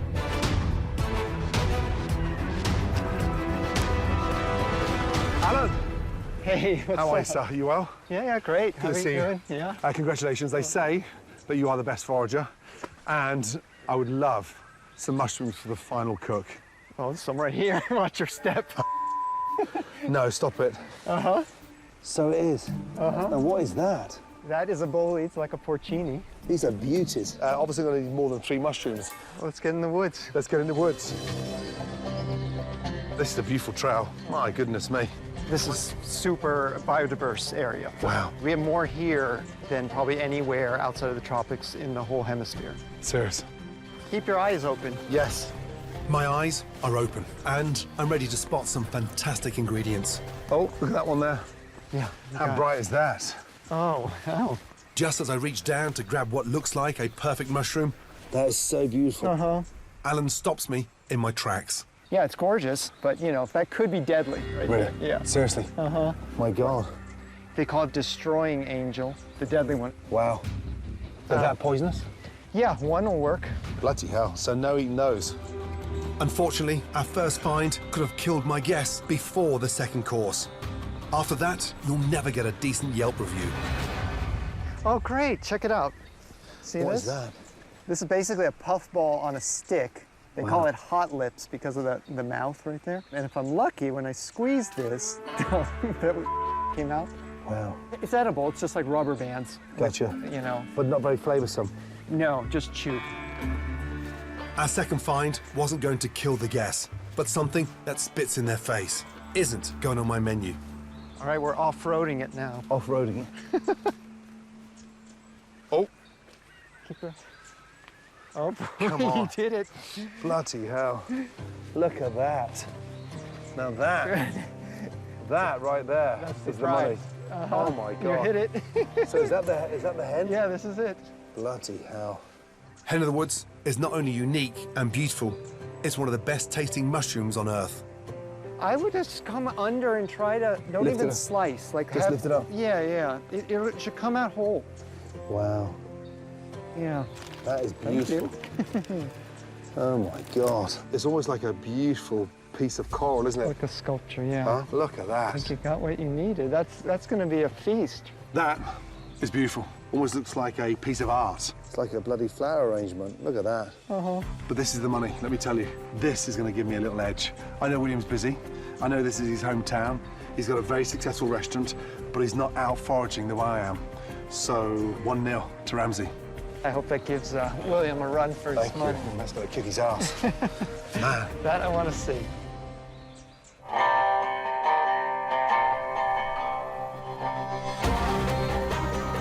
I've already got some incredible ingredients that, fingers crossed, are going to impress my guests. But I know another way to try and win them over: alcohol. And as you can see, I'm in the absolute perfect spot, because right here is called the moonshine capital of the world. I'm meeting with a family that operates a legal distillery in town. But today, they're showing me how this corn whiskey was made the old-fashioned way. Deep in the woods, hidden away from prying eyes, and a sheriff's shotgun. Derek! How are you, Captain? Great. Nice meeting you. It's an absolute pleasure. What an amazing drive up, and I'm excited to, fingers crossed, get my hands on some moonshine. We can make that happen today. Amazing. What's so special about you, moonshine? We've got an old family recipe that goes back about 200 years. Wow. How long have you been making moonshine for? Oh, I started when I was 14-year-old. You're not allowed to drink till you're 21. I know. My mum got me on whiskey at the age of 12. Yeah. She put it on my tooth to numb a toothache. It'll do it. Mum gave me whiskey at the age of 12 for a toothache. This guy's been drinking moonshine, you know, since the age of 14. Listen, we're brothers. We're joined at the hip. We're joined by moonshine. Let's start shelling right here. It takes a lot of corn for us. Derek is going to show me how moonshine was made back in the day. No shortcuts, just good old 100-year-old technology and some dried corn kernels. Man, it's like going for a workout to the gym, this thing. How old is this thing? That's a 1906. 1906? I think it is. Man. It takes a little bit of elbow grease, but this rusty machine does the trick, shearing the kernels clean off the cob. I think that'll do. Straight in? Yep. Put that in. The second step is to get the kernels ground down with some more state-of-the-art machinery. So this is 1906. How old is this thing? This is 1918 to 1921. Now, how do we start this baby? Where's the old button? We gotta crank the tractor. Hold on a minute. We have to start the tractor to get this machine on. Right. Speaking of age, the quickest way to turn me into a 9-year-old boy is to put me on a tractor. I had no idea we were making moonshine with a tractor, trust me. And in the bloody rain. We're in the rain, in the rain. Ooh, my foot. That's good, right there. Moonshine! That's it. We're going. That's incredible. What?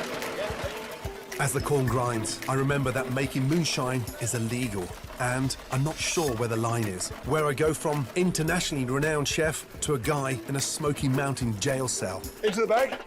We're gonna get busted by the cops. I got a wife and 5 kids. I ain't got no criminal record. Okay. All right. They might let you buy first time. What we do with this now? We're gonna load it up. Cody, my son's car. And y'all gonna take it to the still? Is that him? That's him. That doesn't sound like a car. That sounds like, oh my goodness. Cody! How's it going? How are you, Captain? Good to meet you. Good to see you, my man. We good? Yeah. We're going up to the still, right? Oh, yeah. Throw it in. Ah, what a car, man. Derek, tell my wife I love her. All right. Let's go. I was worried about getting arrested. Now, I'm worried about staying alive. Holy... Oh, my God!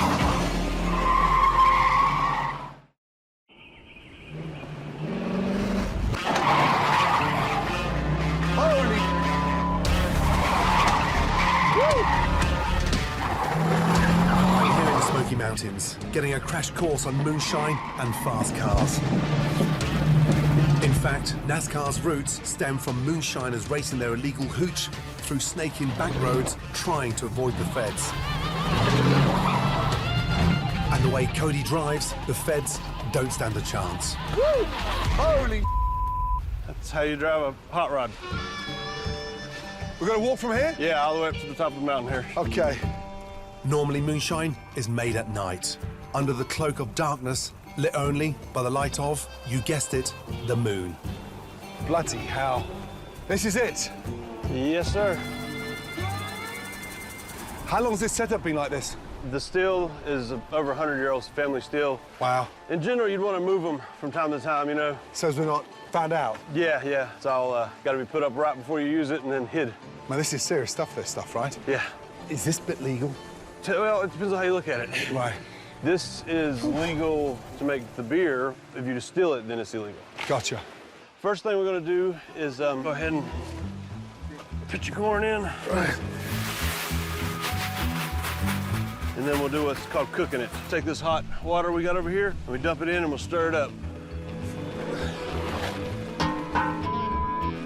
Go back decades and what moonshiners put up with, you know, how much graft went into making this stuff. We take it for granted now, and we see it in the shiny bottles, but this is where it all started. Water. Oh, you'll spill some, don't worry about that, it happens. This is a messy process. That's right up to the top now. All right. Yeah. So the next step will be to light it.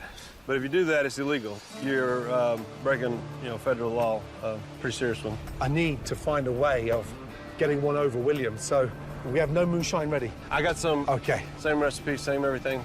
This was brewed in my distillery in Nashville. Gotcha.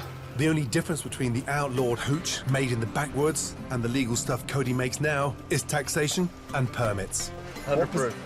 50% alcohol. Yeah. But Cody assures me my taste buds won't know the difference. Cheers, bud. You take a swig? Hell yeah. Drink out of the jar.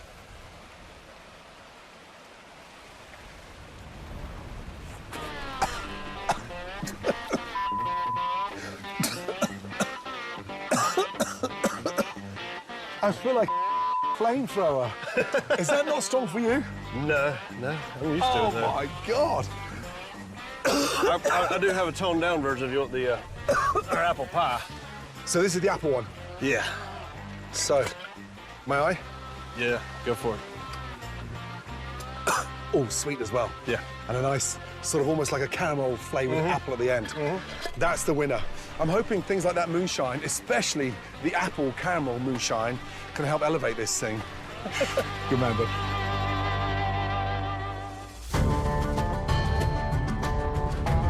North Carolina is the second largest producer of hogs across the whole of the USA. So there's no way I'm going into the final cook without pork. With only 2 days before I go head-to-head with William, I'm on my way to meet a super talented butcher who prepares something the locals rave about. It's called liver mush, and with a name like that, it has to be good.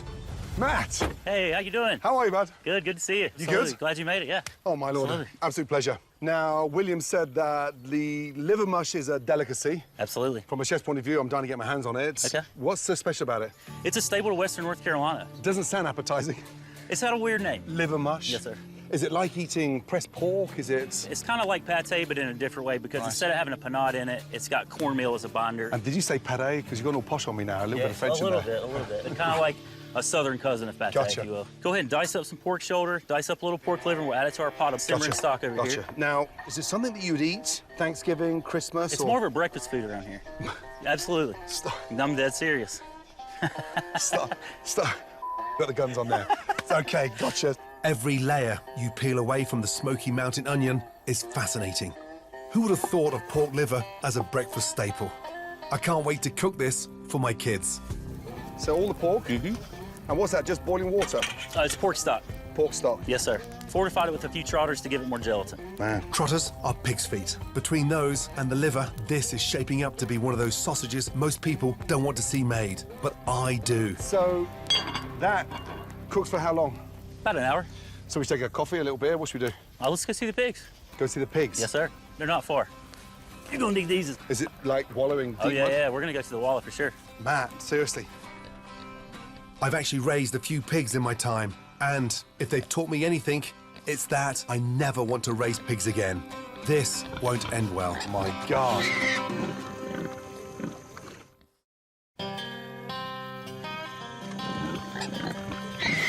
My God, they are gorgeous.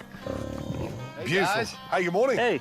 Welcome. You good? Good to see you, bud. I think I'll drop him off with you, man. Awesome. All right, good. Dude, Thank you. see you later. Let's do it. These are gorgeous. These are our mamas here. We call them sows. Asher has been raising hogs for over 15 years, And he tells me what makes these ones special is that they're kept outside year-round, which encourages natural behaviors like rooting and foraging. And the age, how old are they? These girls are about 2.5. Really? And then Owen's kind of our senior boar on the scene here. He's about 5. Look at him. Owen, come on, sat there wallowing in mud with 4 gorgeous pigs around him.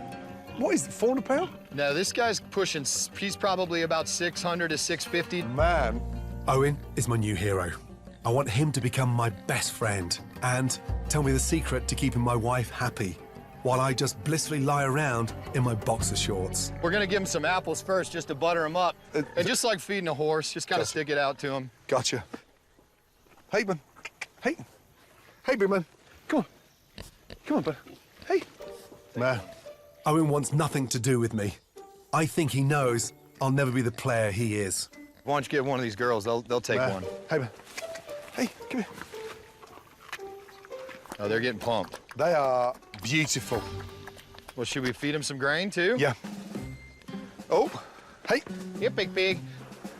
He is amazing. Owen, my gosh. Come on. Take a look on the back, you see the goods. Oh, my Lord. Man, like 2 footballs down there. That is insane. Wow. I wonder what shoe size Owen wears. Spread that bucket over about half of these pails. Gotcha. Here, big. Jeez. Hey. Hey. Hey. Yeah, you gotta move quick. You gotta move very quick. Other things they eat besides the feed here is stuff that's out in the pasture. Gotcha. So they're eating roots and bugs and mushrooms and forage, and that imparts a flavor in the meat that you don't get from being inside. No. The pigs, the way they feed, the Granny Smith treats, they're moving pens every 2 or 3 weeks for a much greater feed. They're wallowing in the mud 24/7. It's been an amazing find, that quality of pig. I'm gonna head back down and get tucking into this liver mush. Liver mush. You Gotcha, got bud. it. Let's see, bud. Thank you Beautiful so much. pigs. They were incredible. Is that boiled? Yes, sir. So that's gonna be very, oh wow. So that's gonna be very gelatinous. Yes. We're gonna strain it with this spotter over here. We're gonna take the Gotcha. solids out, and then we're Gotcha. gonna grind them. And that's fully cooked. I love those little aromats in there as well. There you go. Beautiful. Perfect. All right, we'll kill that. Give that a little stir and let's see what it looks like. And so now it's getting to the mushy part. So now you're seeing why it's named that. That's why it's called liver mush. We're gonna add one of those containers of cornmeal. For you, That's enough? it. That's ready to go. Yes, sir. And we would So- pour that into a pan, and we would let it set in the fridge, and then we would come out, and it would look something like this guy right here. Wow. So that's it there. That's it there. And you feel how dense it is now. Yeah, it's very dense. Absolutely. That's amazing. So in we go, hot pan. After a quick sear on the grill, we put this on a traditional southern biscuit and tuck in. It's got a beautiful colour on there, right? It does, it does. Thank you, sir. Thank you. Oh my God. That is delicious. What's better than that? Liver mush doesn't sound the most appetizing on a menu, but let me tell you, honestly, delicious. It takes me back to my commis chef days in Paris, just getting down to the basic ingredients and transform it into something magical. Oh my Lord, wow. That has got me going, honestly. Good, I like it. Wow. At the beginning of the journey, William's gone about liver mush. Mush, are you kidding me? Liver, mush, really? I get it now. So hats off to Smoky Mountains Heritage because it is delicious. Take care. Yes, sir. See you at the end of the week. Thank you. And I have to take that and present it in a really cool way, otherwise I'm gonna get kicked out of those mountains.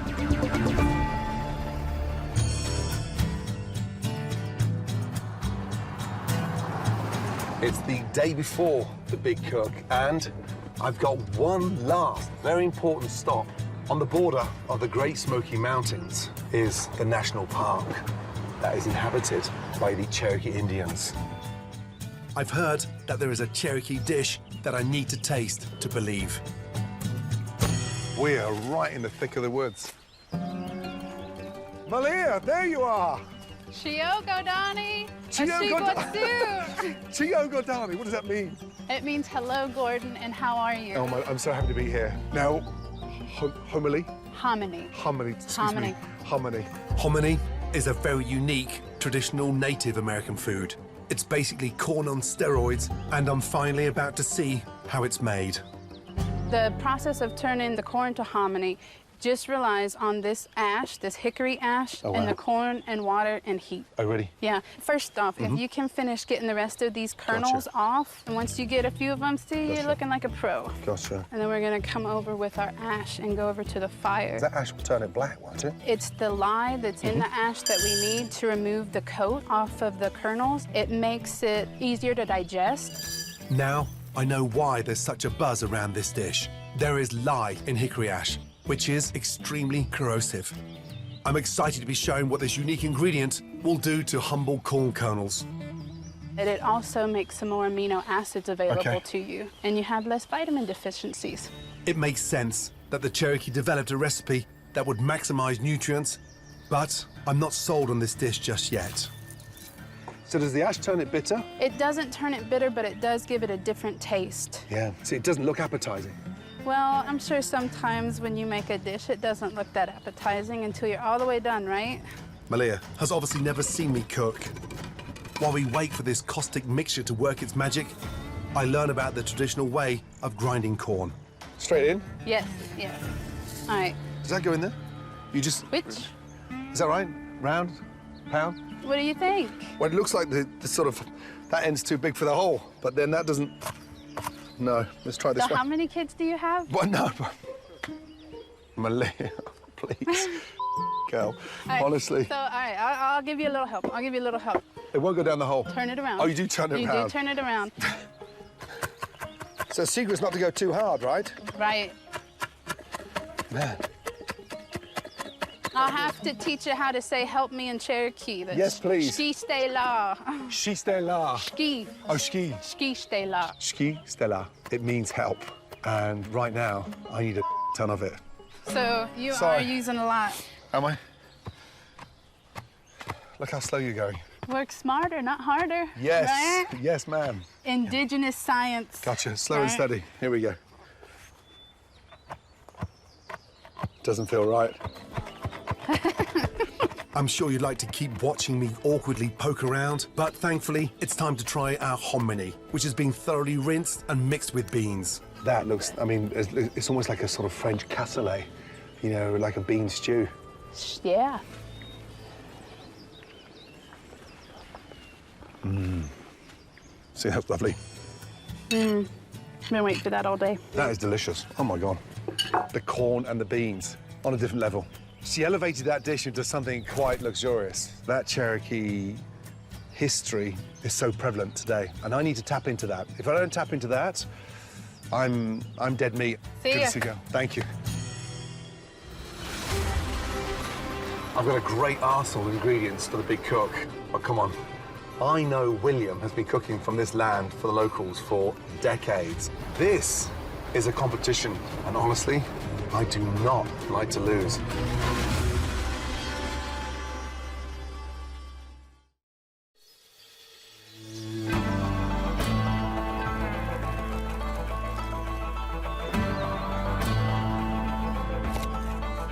William! Gordon, what's up, man? What do you think? Did you enjoy the Smokies? I'm moving here. It's amazing. I mean, look at this view. I mean, honestly, good to see you, man. Good to see you. Oh, boy. What a week. I hope you enjoyed everything. It was incredible. You nervous? Not at all. Oh, come on, man. Oh, man. I know the ingredients like the back of my hand. You are competitive. We did have a little wager that we lined up right. You still want to go down that line? I can't wait. First class over to London, 10-course meal at your restaurant. That's a beautiful Jeep, by the way. It got me round beautifully. Seems like William hasn't forgotten about our bet. So it's time for the games to begin. What do you got going on over here? So I'm going to start off with my hominy. So I'm going to do the corn, strip that back, put the beans. Malia, she gave me this knowledge for this hominy, and I'm just going to lift it up a little bit, put some of that delicious smoked ham. Speaking of beans, I'm starting to get my leather britches going. You getting your what going? Leather britches. There's a type of bean we grow here in the region called a greasy bean. But Gotcha. after you dry them out, they call them leather britches because, well, they look like leather britches. That's incredible. I've never seen those. Right out the gate, William has an ingredient I've never heard of. And I know his local expertise is going to make winning this bet a challenge. But I've still got a few tricks he won't see coming. Time to break out the hen of the woods. Beautiful. Look at this thing. Damn, he definitely saw that coming. And what are you going to do with it? So I'm going to make this in kind of a classic mushroom gratin. Since we're in the Smokies in Appalachia, we'll add a little bourbon. You're doing a gratin in the mountains? In the mountains. Man, you're getting posh, you know that? Oh, yeah. Okay, now I'm getting a bit nervous because it's clear William showed up to win. But, as always, so did I. Look at those. Look at that there. Oh, my God. So beautiful. And that ham is doing its job. So you got to try some moonshine, right? I did. It knocked me on my ass. Back in my college days, I learned a fun trick. You ever try an ice luge in college? No, you know, you take vodka down the ice block? I was working hard, William. We're gonna do a little country ham and bourbon luge. On this ham? Yeah, so I've cut a little V channel in this ham. This is a 25-month aged country ham. So if you grab your glass and just put it right at the bottom there, just hold it right there, and then we're gonna pour it down the bottom there. And then you're gonna take a drink of that. Were you trying to get me drunk? Cheers. I got work to do. Oh, my Lord. All right, now chase it with some of this. What's the ham for? Chases the bourbon away. Chases the bourbon away. Just close my up. This is 25-month aged ham. It's like prosciutto, right?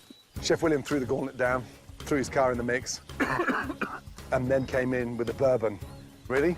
That's the bit I shouldn't be touching. Bloody hell. Gordon, what are you doing over there? So I'm going to fry off these incredible andouille. And that's going to be my sort of finishing touch with the hominy. I'm starting my griddle cakes up. Fry these up nice and crispy. It'll be a great base to put my crawfish on. Right, liver mush. Here we go. I'm gonna get my biscuits a little bit crispier. I don't know, man. That's not really how we cook this here in the South. No? No. Oh, well, I'm taking a gamble because of the beautiful car.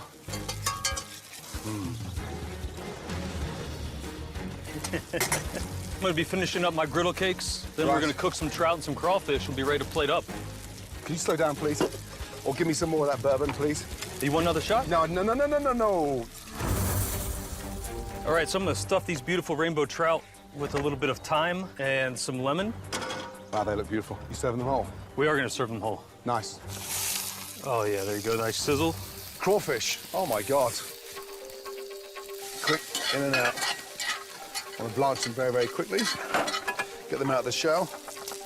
Your restaurant, so they do this tableside, right? Yeah, let's try. You know, maybe flambe a sauce tableside? Exactly that. You think they'll do that for me when I come? So, I'm going to use just a touch of my apple moonshine in the crawfish. You're not going to share? Not yet, no. No. Oh my God, come on, just have a little smell of that. Oh yeah, that's great. Someone's about to lose his Jeep. Look at that. Chef, come on. Okay, I got you. When I took a little sneak peek at William's trout, it was like this oasis of colors. It was just the perfect rainbow trout.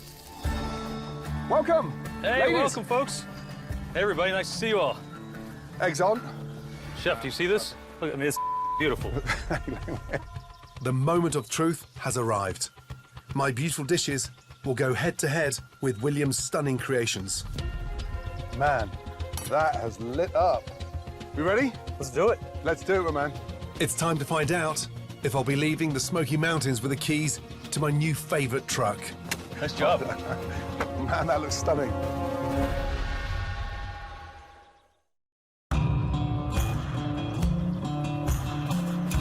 So good to see you all. See you. It's time to serve the guests who helped me this week and find out who will walk away a winner. I'll give you an insight to what I've prepared. I got to go to the best pork anywhere in the country. Liver mush. I know it doesn't sound the most appetizing, but my God, were they incredible.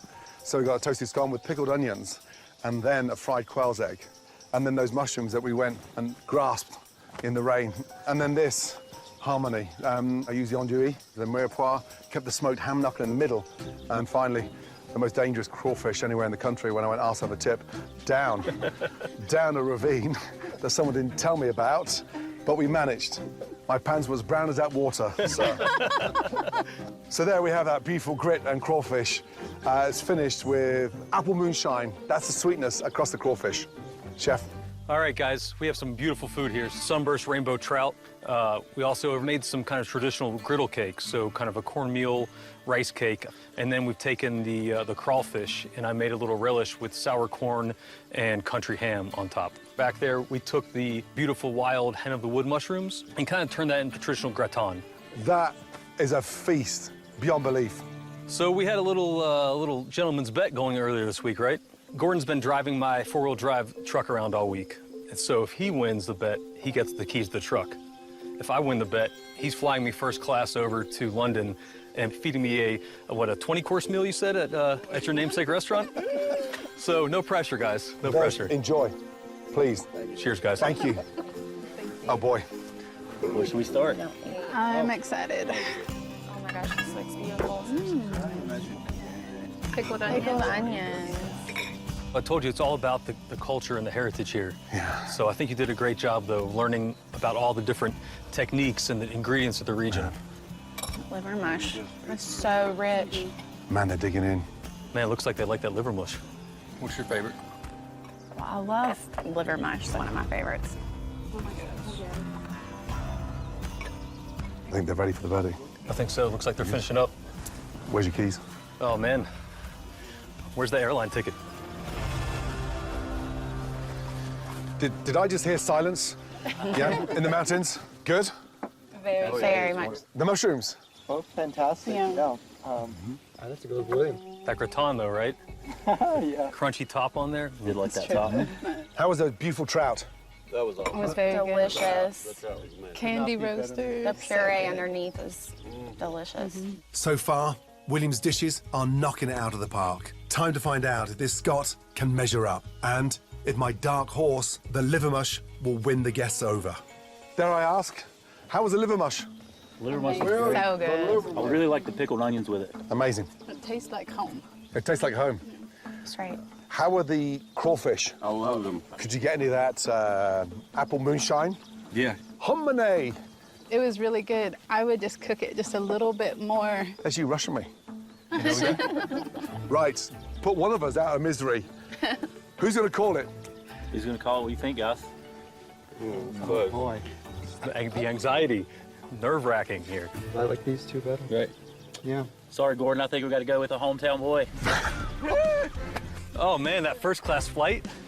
What kind of champagne do they serve on British Airways? The local edge won, rightly so. But the exciting thing for me is how much I've learned. Today wasn't about winning. Today was about getting up to speed. And I still think it's one of the best-kept culinary secrets on the planet because what they do is incredible. Thank you for making me feel incredibly special, and you, a big congratulations. Thanks, man. It was so much fun this week. Amazing, amazing, man. God bless. Take care. See you soon. Hey, I'll Good see job, you man. soon in London. Yeah. Yes. First class. My time here in the Great Smoky Mountains has been incredible. I've got to play in a river and catch those delicious crawfish, trample through the forest to get my hands on those prized mushrooms, and I learned some secrets of generations past. Whilst I only scratched the surface of the incredible history here, honestly, I'm humbled and honoured for the experience. But now, on to my next adventure.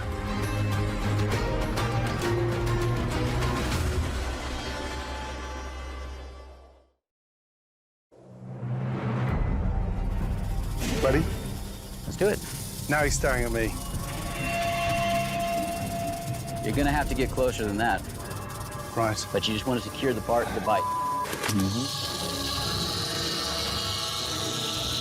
Right behind you, Gordon. He's angry now. Watch out, watch out, watch out, watch out.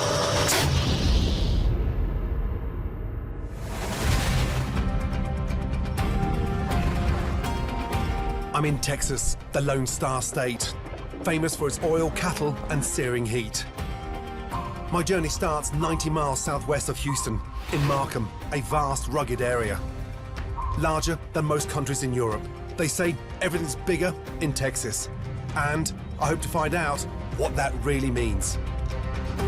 I'm here to meet talented chef, Texan-born Justin Yu. And he's going to introduce me to this incredible hearty land so I can really dig deep and experience all it has to offer.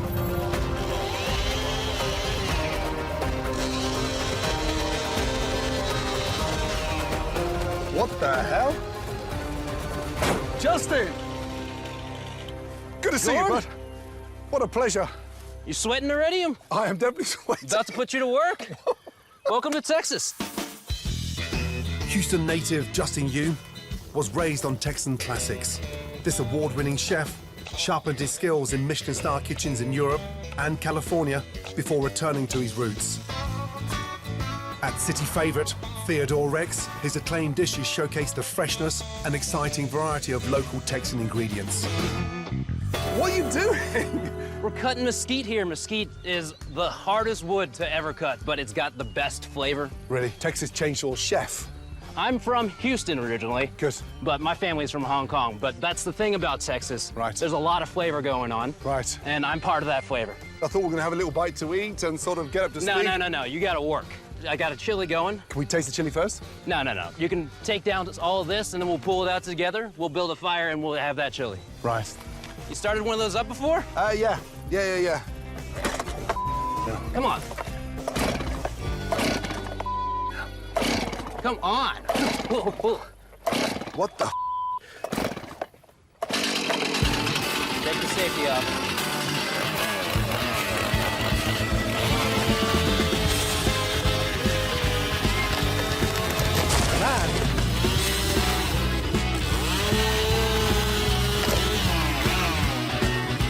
All right, that's good. Let's go grab some chili. Please.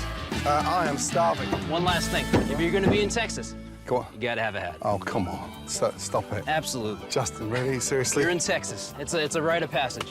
What do you think? You look terrible in that. Thank you. Exactly. You're going to have to earn that. Here we go. Let's do it. I've got a hat and that horse. Made with venison instead of the usual beef, Justin's signature chili has a reputation that precedes it.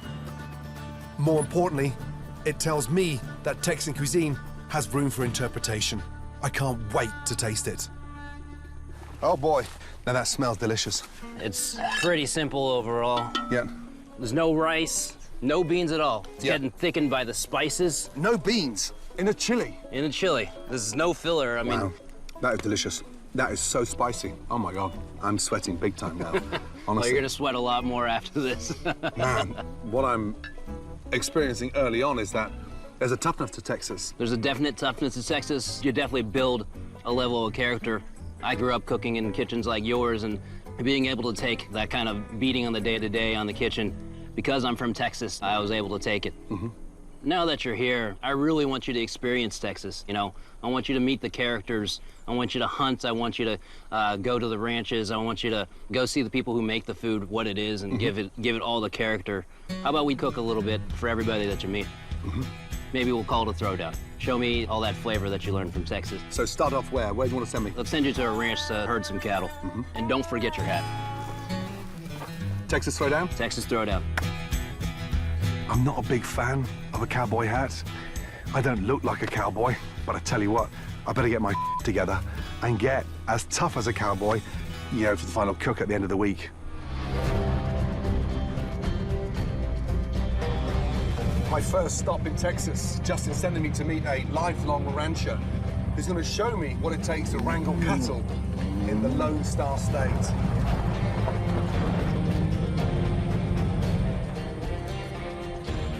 Good morning. Morning. Morning. Nice to see you. Good? Clint Radley. Clint, my goodness, what an amazing drive that was. Maddie, nice to meet you. Maddie, likewise, good to see you. Meredith, nice to meet you. Good to see you too. Maddie and Meredith's hats, boots, and giant belt buckles show me they definitely know their way around a steer. I just hope they aren't into chef roping. They say you've got the best beef. We got some. Anywhere in Texas. What's so special about it? It's tender, it's juicy, tastes amazing. We got to go gather them first. Right, okay. You gonna help us with that? Yeah, we'll just run behind them and Yeah, shoot them up. well, they'll all be on horses. We're gonna put you on a horse, and then I'm gonna get on my horse over there. It's a little different style. That's your horse? Yeah. A helicopter? It's faster. It doesn't eat as much, though. And you want me on a saddle next to you? With them. How old were you first got on a saddle? 3. 3. 3. Okay. You'll be good. Just don't get bucked off. Easy as that. As in, don't get thrown off the horse. Correct. What's my horse's name? Mouse. Come on, 6'2", 225 pounds on a good day, and I'm sat on a mouse. Hey, you got a hat? It's sunny. Yeah, listen, I know I look like an out-of-place Brit, but trust me. That'll do. It is a little bit too clean, though, right? It looks a little bit too new. I'm sure it'll fall off of him at some point. It will. At some point. You sure don't need any help in that helicopter? No, I don't need any help up there. I'm not that good on horses. You'll learn. You'll learn. Ladies, let's go. Let's go, let's go, let's go.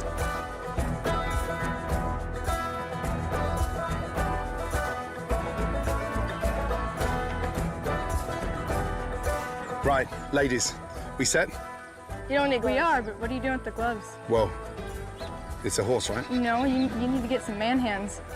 Some man hands. Okay, right. So this is Mouse. Correct. Just try and keep me on this thing, will you please? Don't fall off. Come on. Hello. Left, left. Kick. Oh, kick. Thank you. Thank you. Let's go. Turn. Turn. Thank you. There you go. Okay. Ooh. There you go. Right. But you just gotta feel the rhythm. Feel the rhythm. Don't be tense. Feel the horse. The horse can sense if you're nervous. Right. If you're nervous, the horse is gonna act all jittery. It's impressive that Mouse can sense my fear, but I'd be more impressed if he could sense which direction I'm trying to go. Where are we going? Fortunately, Clint and his team are on the way with a pair of helicopters to help. Justin said, search for the best beef. I'm getting a newfound respect for that level of search because I've never, ever gone this far for such amazing beef. Okay, where are the cows? So, in here. They're in this brush. Oh, we're going in the bush? Yeah, just make sure that they don't come back over on this side. So make sure they don't come back this side. Right, keep them in the middle. Okay. He's gonna push them out to us. Oh, my God. All right, look, cow. There. All right, there. so Gordon, Yes. you don't want to get in front of them. No. You want to stay behind them so you can push them. Gotcha. Ooh. Woo! Come on, Gordon. Ladies, wait for me. Whenever we are pinning cows, you know, we only get one shot, and then that's it. Ladies, wait for me, please. I ain't waiting for his ass. You know, I didn't want to leave him, but I took off and had to do what needed to be done. There's two back there, Mayor. Yeah. Yes, sir. Do you have any idea how hard this is? Huh? I swear to God. Come on. They make it look so easy. Cowgirls, buckle, huge hat, belt, jeans, etc. But underneath all that, you know, it's a tough process. Okay, yeah, wait. Whoa. Wait, Mouse Man. Wait. Nutty, help him. My God. That was crazy. Gordon, you good? Bloody hell. Coming now. Wait, Mouse. How are we doing? No, not very good. Not very good? No, and he threw me off, but I think the helicopter spooked him. He Yeah. just kept on spinning around. So just follow us. Gotcha. All right, you see Gordon? They're all going over there. Out back there's a lot of terrain and it's uneven and brush, etc. And, you know, I'm on a flimsy pair of trousers and a cowboy hat, trying to blend in with the locals. I stood out for all the wrong reasons. Sorry. Hey, what happened, man? She went crazy. Huh? All right. Okay, Ready? all good, yes. Let's go. I may be useless on a horse, but thankfully, Meredith and Maddie, along with their dad in the sky, get the job done. Come on, Mama. Are they all in? Yes, sir. Yes, sir. You did pretty good for a first-time cowboy. That was crazy. Seriously. Honestly, well done. Now comes the hard part. What do you mean? That wasn't it? No, that was part of it. Oh, my God. I'm in Texas, and I've just herded cattle in exchange for some top-shelf steaks for my final cook. But apparently, I'm not finished. Now comes the hard part. That wasn't it? No, that was part of it. I just hope the hard part she's referring to doesn't involve another saddle.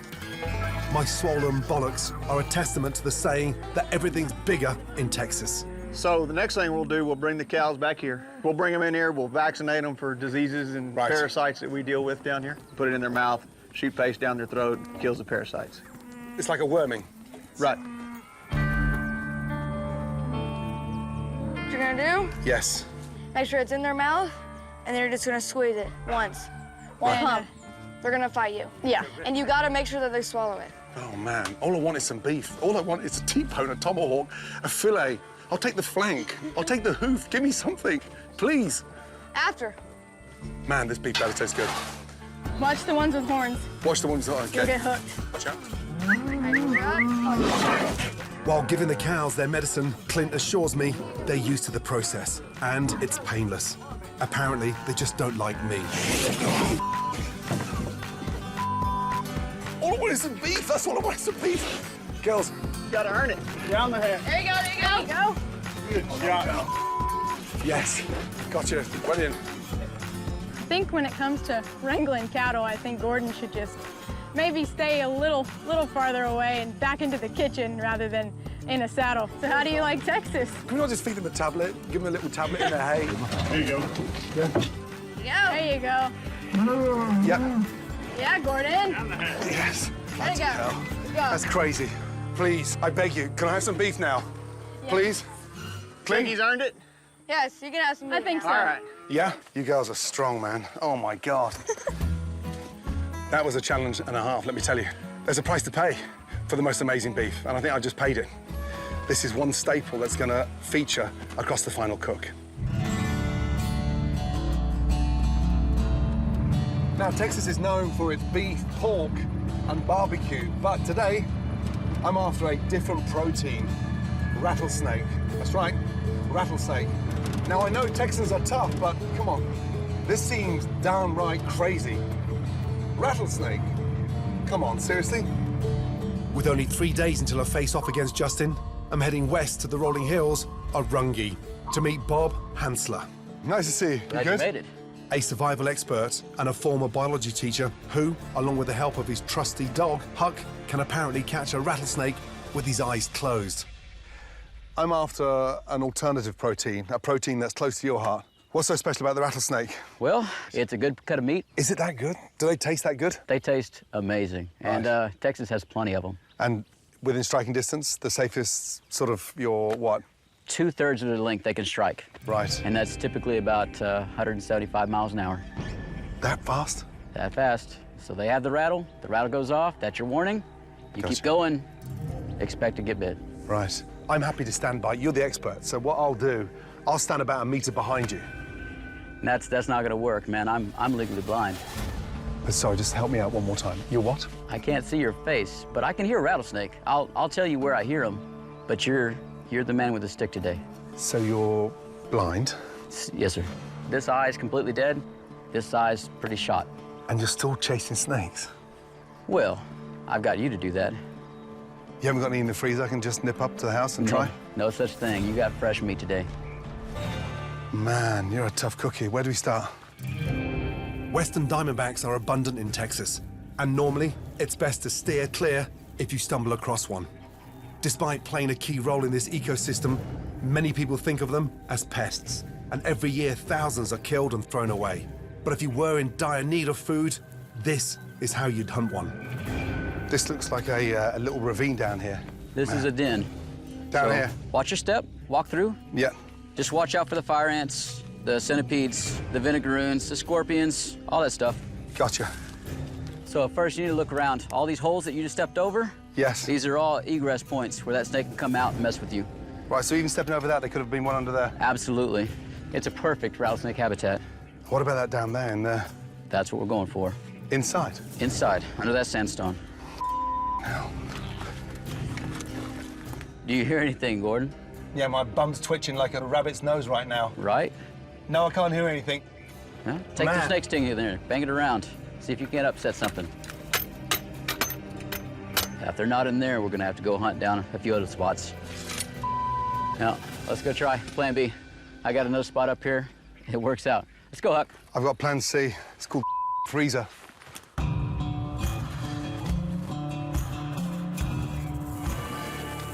Oh. You hear that? Can you hear that?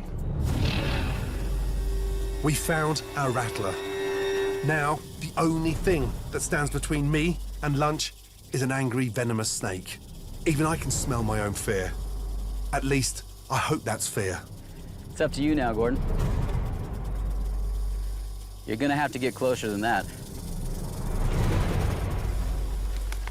That's your job. I can hear him.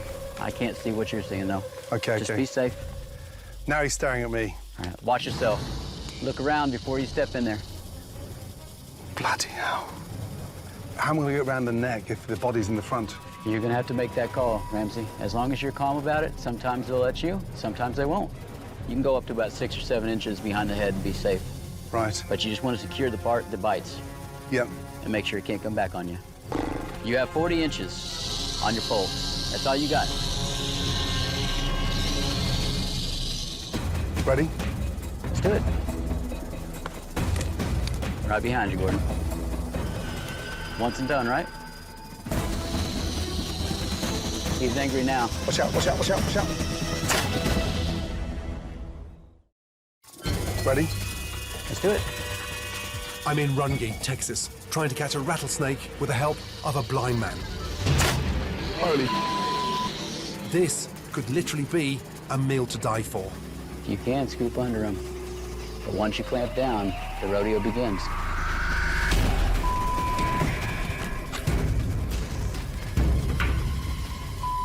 Got him? He's angry now.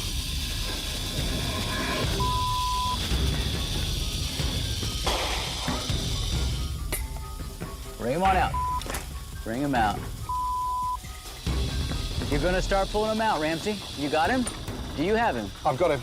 Is he clipped at the end? I can't see what you see, man. As long as the body end is secured, I can see some white flashing.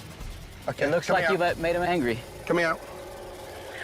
Watch out, watch out, watch out, watch out. He's going mad. He's going mad. All right, there you go. A quick flick of the knife, and the head is off. But we're still not out of danger. All right, you got the head. Holy. And that is still moving, still full of venom. It can still do you pain. And they will still strike at you, even without his body. That's yours. Well won. Man, you're insane. Heck yeah. I swear to God. Oh, that's a nice looking snake.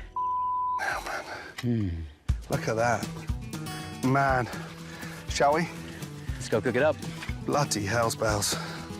That has to be the most insane thing I've ever done, because one wrong move and that thing's going at you at 170 miles an hour. And trust me, I'm fast, but not that fast. Beautiful skin. And rattle. Excellent. That's insane. Head off, skin off, guts out, and it's still moving. Yeah. It's crazy. Is that a little bit different, eh? All right. So the cactus pad here, again, things that want to hurt you in Texas. This is what we're going to use to cook this snake. Ready? Absolutely. We need to take the thorns off. All right, so I'm going to hand this over to you. Gotcha. You're going to use the flame, and you're just going to rotisserie it. So it's like singeing hairs on a duck. So. This is like nature's tinfoil. Yep. You take that knife. Yep. And you're going to make a vessel, a pocket for that snake to go inside of. What a great idea. Because it's so wet inside, so it's going to keep that moisture in there as well. And it's still fighting back. Yeah. With the rattler coiled into the cactus pad, next, Bob has me bury the cactus in the ashes, keeping it away from the open flames and cooking the snake to perfection. That is incredible. What an amazing way of steaming a rattlesnake. Woof. What a job. 45 minutes in the hot ashes, and it's time for my first ever cactus-cooked rattlesnake. Already that smells delicious, you know that? Absolutely. Right on top of here. Bloody hell. Well, that steam coming off. seriously, look at that. Oh, my Lord. So it's got the texture of a sort of beautiful, delicate chicken. The back strap on either side of the backbone, which is a really long, excellent piece of meat. Oh, my God. This is incredible. Really good indeed. You know, rattlesnake, as a star dish, maybe not, but as a speciality, yes. I don't think Justin is planning on rattlesnakes, so another secret weapon up my sleeve. So at this point, I think I'm gonna hand you off to my daughter. Right. Bree. Where is she? Yonder. Yeah. God. I'm not thrilled with the idea of hiking further into this snake-infested brush. But Bob has assured me that Bree is an avid outdoors woman who can show me some of the edible jewels this backcountry has to offer. Hey, Bree. Hey, Gordon. Good to see you, darling. You good? Yeah, I'm great. How are you? Oh, man, that was insane. Really? How'd it go? Bob's incredible. Yep. Now, he said there's other excitement in this forest, little trinkets, little gems. So many things out here Ready? that you can use and eat. Gotcha. Man, I feel slightly overdressed. You've got shorts on, girl, and I've got trousers on. Huh? I have an extra pair you can borrow. You honestly want to see me in a pair of shorts in the middle of this Why forest? not? I do feel slightly awkward. I've got gloves, a knife, trousers, and she's there, like she just auditioned for the Dukes of Hazzard. So what is that? So this is the Texas wild pecan. Is it really? They're so much smaller than ones at the Yeah. store, but they're so much sweeter. Gordon, you can just do this. They're beautiful, so small. How does it taste? Really good. Very sweet, huh? This would be nice on like a pecan crust, right? Yeah. Or roasting them. What else is here? We have some wild onions coming up. Where would you See find the little flowers? These are wild onions? Yeah. Man, she knows her stuff. You know, to my naked eye, and to her eye, walking through that forest, I mean, she's spotting everything. Mmm, that's lovely. That's sweet onion. The onions, that was the fascinating thing, because those tiny little onion flowers leading to this little bulb, but so sweet and delicious. We're on to the prickly pear cactus. Oh my God, look at those. Man. Deep in the spiny interior of the prickly cactus, Bree shows me the well-guarded and tasty fruits known as tunas. And if you have some seeds, it's okay, just don't chew them, just swallow them. Tastes like pomegranate, right? That's delicious. Yeah. You do know your way around a forest. Hopefully it was helpful. Beyond helpful. Well done. Thank you. I don't think Justin's gone off the beaten track the way I have. I may just have the edge here.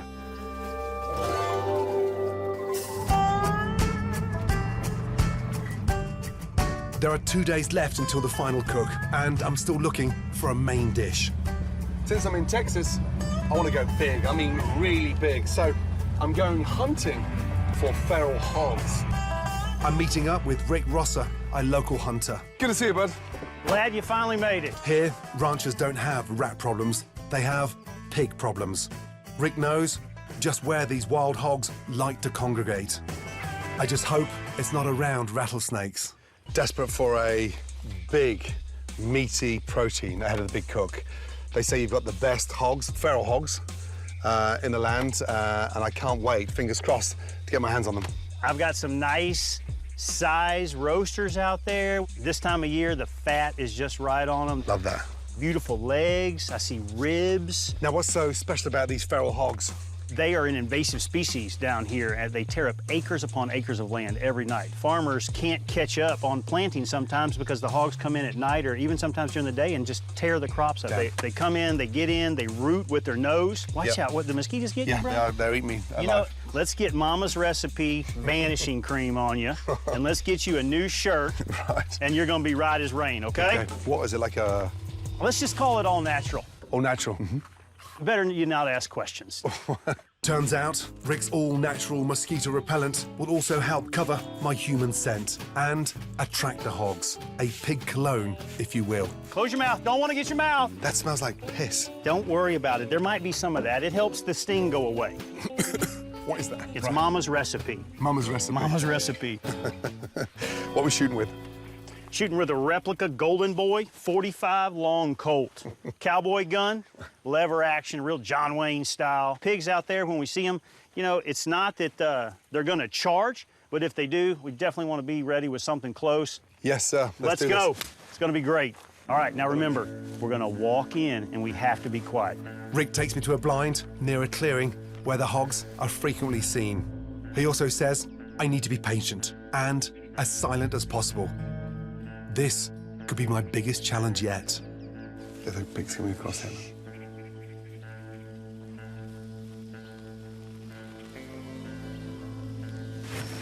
There's a green tree right there. Yes. You'll see him running in that brush. And then you look in that tree, you just see him. Just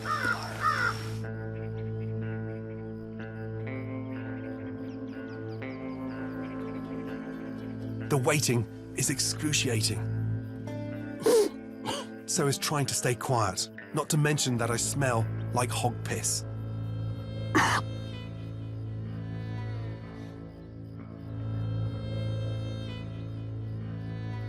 This is about the time now. Dusk.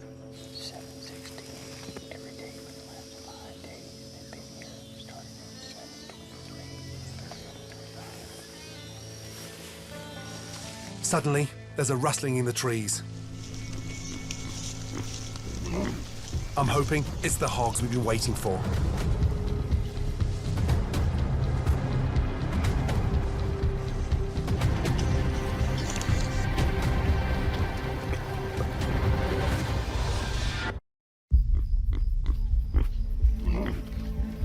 It's nightfall in Texas, and I'm hunting for feral hog.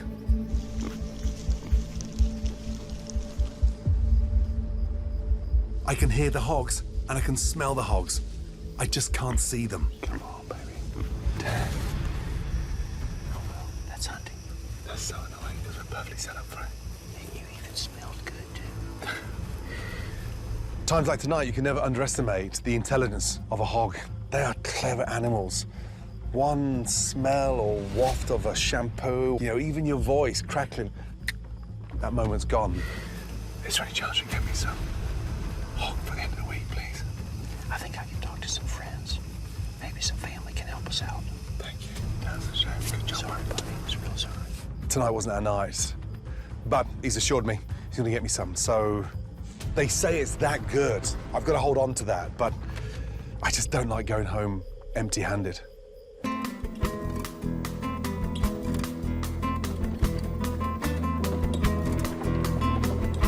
Because we're so close to the border, I want to add some Tex-Mex flavors to my menu at the final cook. I'm about to meet an expert who still makes the traditional corn tortillas today, which may just give me that edge over Justin. Emmanuel. Gordon, how you doing? Very well, thanks, but how are you? Great, welcome to Texas. Oh, my Lord, good to see you, man. You too. Emmanuel Chavez is a local chef whose life is fueled by his passion for the traditional tortilla. Super important. You can't come to Texas and not represent the other side of the border, and I'm gonna show you how to do it. Please. We're gonna do it together. Please, please, please. Emmanuel starts with a lesson on how to make the perfect masa, a dough made from corn. So right here we have conico. It's a native seed from Mexico. This is our base for our tortilla. We're gonna turn it into masa. So the idea now is to grind it? Correct. So it's a blue? It is a blue corn, and it stays blue. Wow. It's gorgeous. We're gonna make blue tortillas. Should we start? Yes, so. You're gonna grab a little bit handful of this conico azul. You're gonna start from the top. Gotcha. You're gonna do so almost like a pasta motion. Right. So with your wrist, you're gonna roll forward and then roll backwards. Gotcha. There you go. There you go. God. Wow. They're incredibly powdery now, isn't it? That's the masa coming That's out. a starch. That's starch. You're doing great. The challenge for me was the grinding. So you're sort of rolling and spinning, rolling and spinning. It's all in the wrist. Man, that's incredible. Grab a little bit and just make it into a ball. Nice little ball. It looks dry, but it's actually quite wet. Yeah, no, it's perfect. Yeah. It's a perfect masa. That's lovely. You did a great job. Masa made, and with Emmanuel's brisket already simmering, I'm dying to make a tortilla. But we're not done. Before we finish our tacos, we need one more ingredient. One more ingredient? I'll show you where's it at. Seriously? The piquin pepper. Piquin pepper? The national pepper from Texas. Wow.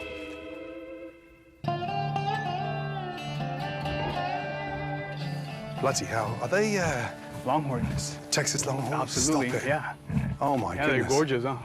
Man, they are beautiful. Look at those. How majestic are they? They're big boys, too. Okay, let's not get them disturbed, but... Let's go. Oh, okay. Where are those right peppers? there in that corner. That's them there? That's it right here. They're gorgeous, aren't they? That's incredible how they just grow wild like that. Huh? So red and green? Red and green, yeah. Red, super hot, right? Yeah, I'm gonna try a green one, just to be safe. Go from there. Yeah. Woo! Man. It's Texas right there. So the idea is to lightly press them and then finish them in the stew? Absolutely. That's what we're gonna do. Man. Excellent. All of them in there? Yeah. Peppers crushed and added to the brisket. It's time to finish making the tortillas. That should be fine. Yeah, there? Yeah. That's beautiful. Actually, you have to rotate it. That's perfect. Man, look at that. Yeah, you got it on the Wow. first try. Wow. And straight into the skillet? Yeah. And you're gonna do one motion. Don't toss it, just gently. Gently in. Love it. Make love to it. There you go. Wow. Look at the color of those things. As soon as you see the edges start to cook a little bit, like that one, Yes. I'll give it a flip. Just flip it with your fingers. Yeah, just ready to flip. Tortillas finished. It's time to taste the fruits of our labor. No. Oh my God. That is incredible. Wow, what a delicious combination. But it starts with the base, the foundation of the Tex-Mex tortilla. Nothing's disintegrating. I'm slightly nervous about how thin it was. It's so pliable, and the starchiness is absorbing all that incredible flavor from the brisket. Getting to grips with a authentic tortilla for me makes that dish transform into something even more delicious. I'd love to use these for the final cook. Absolutely. Would you mind? No, not at all. You're a star. Thank you. Thanks, bud. Good luck.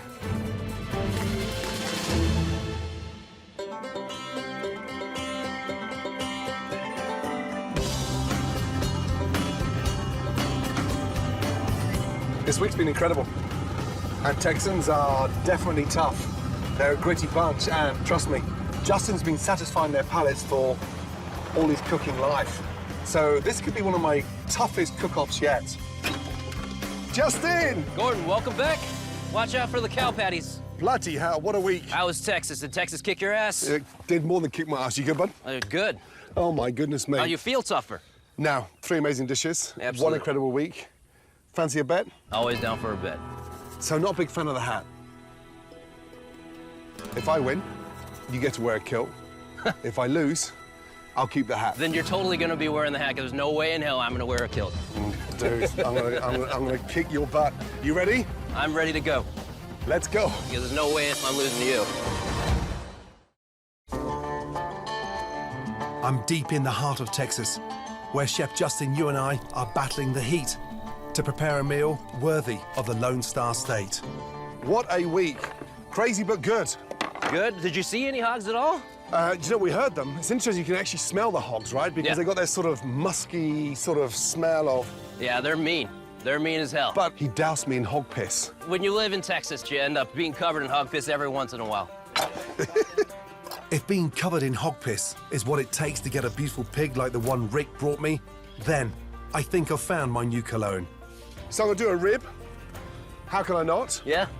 Unfortunately, Justin's also using pork, but this time in his signature dish. Serious? Kind of like a pork chili as opposed to the venison that we're normally used to. Wow. We got this. Still got the hoof on. Man. I'm gonna cook down some of these jalapeno peppers, Fresno peppers. All that spice is a little much for you, but you're gonna need it since you're gonna be wearing that hat, because there's no way in hell I'm losing to you. You can't see yourself in a kilt. You know what they say in Scotland? It's what you have underneath that counts. Now I get it, Justin. Texas is bigger, bolder. Tougher. Yeah, that's right. So I'm gonna put these on a dry rub and then just sort of grill them and then wrap them. I've got a smoky rub there. Yeah. A little bit of coffee, and your chili. Coffee as your rub. No? I mean, a little bit of bitterness goes a long way. You're gonna be cooking some beef? I'm gonna do a bone-in ribeye. No fancy cuts here with tenderloins, etc. I may do like a chimichurri. Right. Yeah, with some beautiful onions. Grill the onions as well. Maximize on flavor, right? Who would have thought herding cattle with 2 young cowgirls, 13 and 16 years of age, helicopters flying everywhere. Right. It was ridiculous, let me tell you. I'm gonna also do some beef here. I got some really beautiful hanger steaks. You gotta sear them really simply. We got that nice mesquite right there. Nice, look at those. How Oh, beautiful wow. are they? Oh, those are fantastic. So I've marinated them, the dry rub, now just season them and they get Straight on the grill? Straight on the grill. Can you imagine if I put these in a non-stick pan in front of you? There's no way. We chopped down all that mesquite. Exactly. There's no reason we shouldn't use. Exactly that, my man. For the first time ever in my career, I got up to speed with the most amazing tortilla. Yeah. So good. So I'm actually having a little bit of trouble coming up with a third dish. Serious? Yeah. You have some of Manuel's tortillas. Yes. You think I could maybe steal a few from you? Hold on a minute. Oh, come on. Hold on a minute. Basically, you swindled one of my friends to help you try to win. I did my homework, buddy. That's what I did. Well, I was thinking about making a tostada out of it, and I'm gonna need some tortillas. Okay, here you go. I just need like 4. There you go. Thank you. Man. This is a tough one, this one, you know that? It's a very tough one. I've given up my tortillas, but that's all right. I'm fairly certain my ace in the hole will be something Justin won't have on his plate. Rattlesnakes. Please tell me I've done something you've never done. Have you ever gone hunting for those things? Every once in a while, you walk into the chicken coop, and they'll be eating the egg, and you gotta chase it down. They meant business, let me tell you. But a lot sweeter than I expected. So what are you doing with the rattlers? I'm gonna sort of roll them in a little bit of cornmeal. Right. And then give them a quick saute. Yeah. And I think they're gonna be better in a sort of broth stroke sort of soup. So how do you think this rattlesnake would go over in your London restaurant? They would be up in arms. Yeah, look at the color of that rattlesnake now. Then I'm gonna put that into the broth and then start that lovely flavor. Grill those onions and let those onions sit on top. Yeah. What do you think? That sounds pretty Texan to me. You learn pretty well. It sounds like Justin Yu's going to be in a kilt for the next 6 months. I mean, I'm telling you, that's definitely not going to happen. So I'm going to use that liver and the heart from the boar. Yes. I'm actually going to hit it with a little bit of whiskey. Probably take a little myself. Justin. You want some? You're trying to get me drunk? Any way to win. Oh, my God. Look at that. Now, that is a ribeye, true Texas style, right? That's right. So these hanger steaks, I'm just going to do pretty quick, but just salt and a lot of confidence is what you're looking for. Salt and confidence. Now, that sounds like Texas right there. So these little sweet onions, I'm just going to hit them on the grill for literally 30 seconds. Look how beautiful they are. Those are fantastic. Aren't they lovely? You forged them yourself?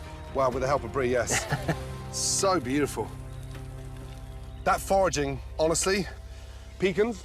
It's pecan. It's not a pecan. It's not something you piss in. My friends from the past week are arriving. If past experience is any indicator, they'll be as tough as judges as they are characters. Good afternoon. Morning. Howdy. You ready to eat? Good to see you, man. We are. Hungry? Smells good. I hope it's Oh, good. my Lord. Okay, toasted pecans. Here we go. Pecans or pecans? Yeah. All right. So defensive. It's the moment of reckoning, and in Texas, that means something. While Justin has grown up with these flavors, it's my turn to show my new friends that this old Scot can hold his own in the Lone Star State. This stew looks like it's just about ready. It's gonna need to be, bud. Yeah. Because I got that kilt in the back of my wagon. That cowboy hat's gonna look real good on you for a long time.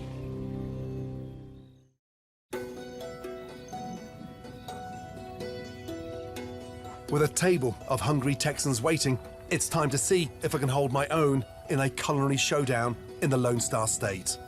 So good to see you all. There we go. Right. A little intro for the dishes. Bob, we'll start off with that incredible rattlesnake. I've dusted it in corn, beautifully grilled it, and I made a broth out of all those hog bones, and then finished it, Brie, with those amazing sweet onions that we foraged. All right, so we got a pot of wild boar chili. Rick hooked me up with a really fantastic boar leg. Just stewed it down with just peppers. Dish number 2. So I got the ribs, slightly smoked and then grilled, finished with the barbecue sauce, and then I used some of the tenderloin and grilled them as well. Finished with some toasted pecans. Pecans. Come on now. Get it right. And then we took mayonnaise tortillas, made tostadas with them, refried beans on the bottom, nopales sauteed with some poblano peppers, and then served with Chihuahua cheese. I had some tortillas, but somebody stole them. Well, sometimes when you gotta win, you gotta win. Yeah, home advantage, you know, all the way. And then the final dish has to be some of the best beef on the planet. I mean, just incredible. So I grilled the ribeye, did a dry rub, and then finished them with like a chimichurri with the nopales. Literally marinated those ribeye in that chimichurri. So we took some of your hanger steak, grilled it simply with salt over a nice hot mesquite fire. We're serving that with baked potatoes. We took the liver and the heart from the boar, marinated with a shot of whiskey, with a little bit of those wild onions you guys forged. Enjoy. Enjoy, please. Cheers. Please, thank you. Thank you.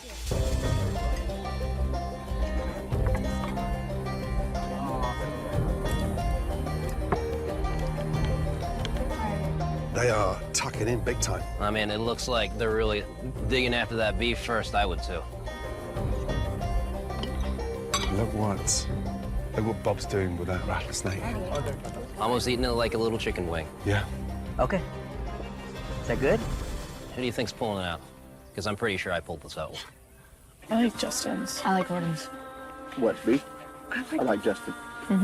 Gordon's ribeye was really good with the flavors. I liked the lime and the cilantro and all the different things happening in it because I've never had a steak like that. Oh, I like Justin's better. It's pure beef and you can really taste all of the amazing natural flavors that it has. Gordon's is more like a piece of art, but that right there, that's Texas. What do you guys think about Justin's blue tostadas? I think they were great. They were so good. We're going to talk about Gordon's ribs. I liked his ribs. I like the fact that they got Gordon's ribs. They got a little bark on them. He's got the moisture in there, which a lot of people lose, and he didn't just cover it with sauces. That's some good pork right there. Right, looks like they're ready, shall we? Yeah, let's figure this one out. Okay, happy faces. Hey, Gordon. Are we happy? Very happy. Why don't we start with the beef first? there was one that really just screamed Texas for me. Right. You know what? Everything was great on that dish. The one thing it just wasn't Texas. Texas is steak on a plate. Gotcha. So a little bit too much garnish. The potatoes had no business being there. In Texas, the beef needs to be the statement of the plate. Don't go overboard, right? Message understood loud and clear. Let's talk about the hog. Man, those ribs had the bark on it, the smoke, had the sticky, so you got to lick your fingers and get another napkin. It was a great dish. I got to give it to him. He can smoke a rib. Yeah, that's Texas. Yeah. Don't get excited. We're not done yet. I'm just saying that dish was good. Slow your roll. It's neck and neck. Justin's taken the beef, and I've won with the pork. It all comes down to Justin's stolen tostadas against my rattlesnake. Bob, did we do this rattlesnake justice? You took a very unconventional meat and you gave it a very unique flavor. It's not quite Texas, but I absolutely enjoyed it. And then the tostada. Good flavor. It's definitely Texas in a bite for me. I'll take the snake. So, who's got the edge?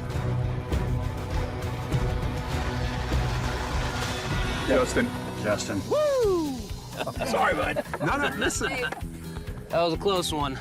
Bless your heart, Gordon. You're just not from Texas. Yes, thanks for that, Bree.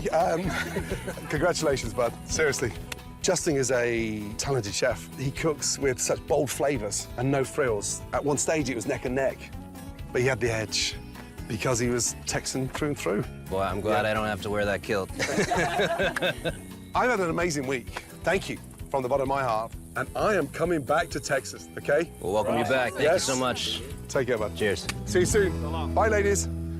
What a rewarding journey Texas has been.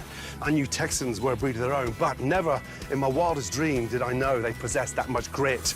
I've hunted for venomous rattlesnakes with just a stick, foraged the backcountry for thorny ingredients, and herded cattle with the help of a helicopter. It's true. Everything is bigger in Texas. Everyone is tougher in Texas. And on that note, on to my next journey.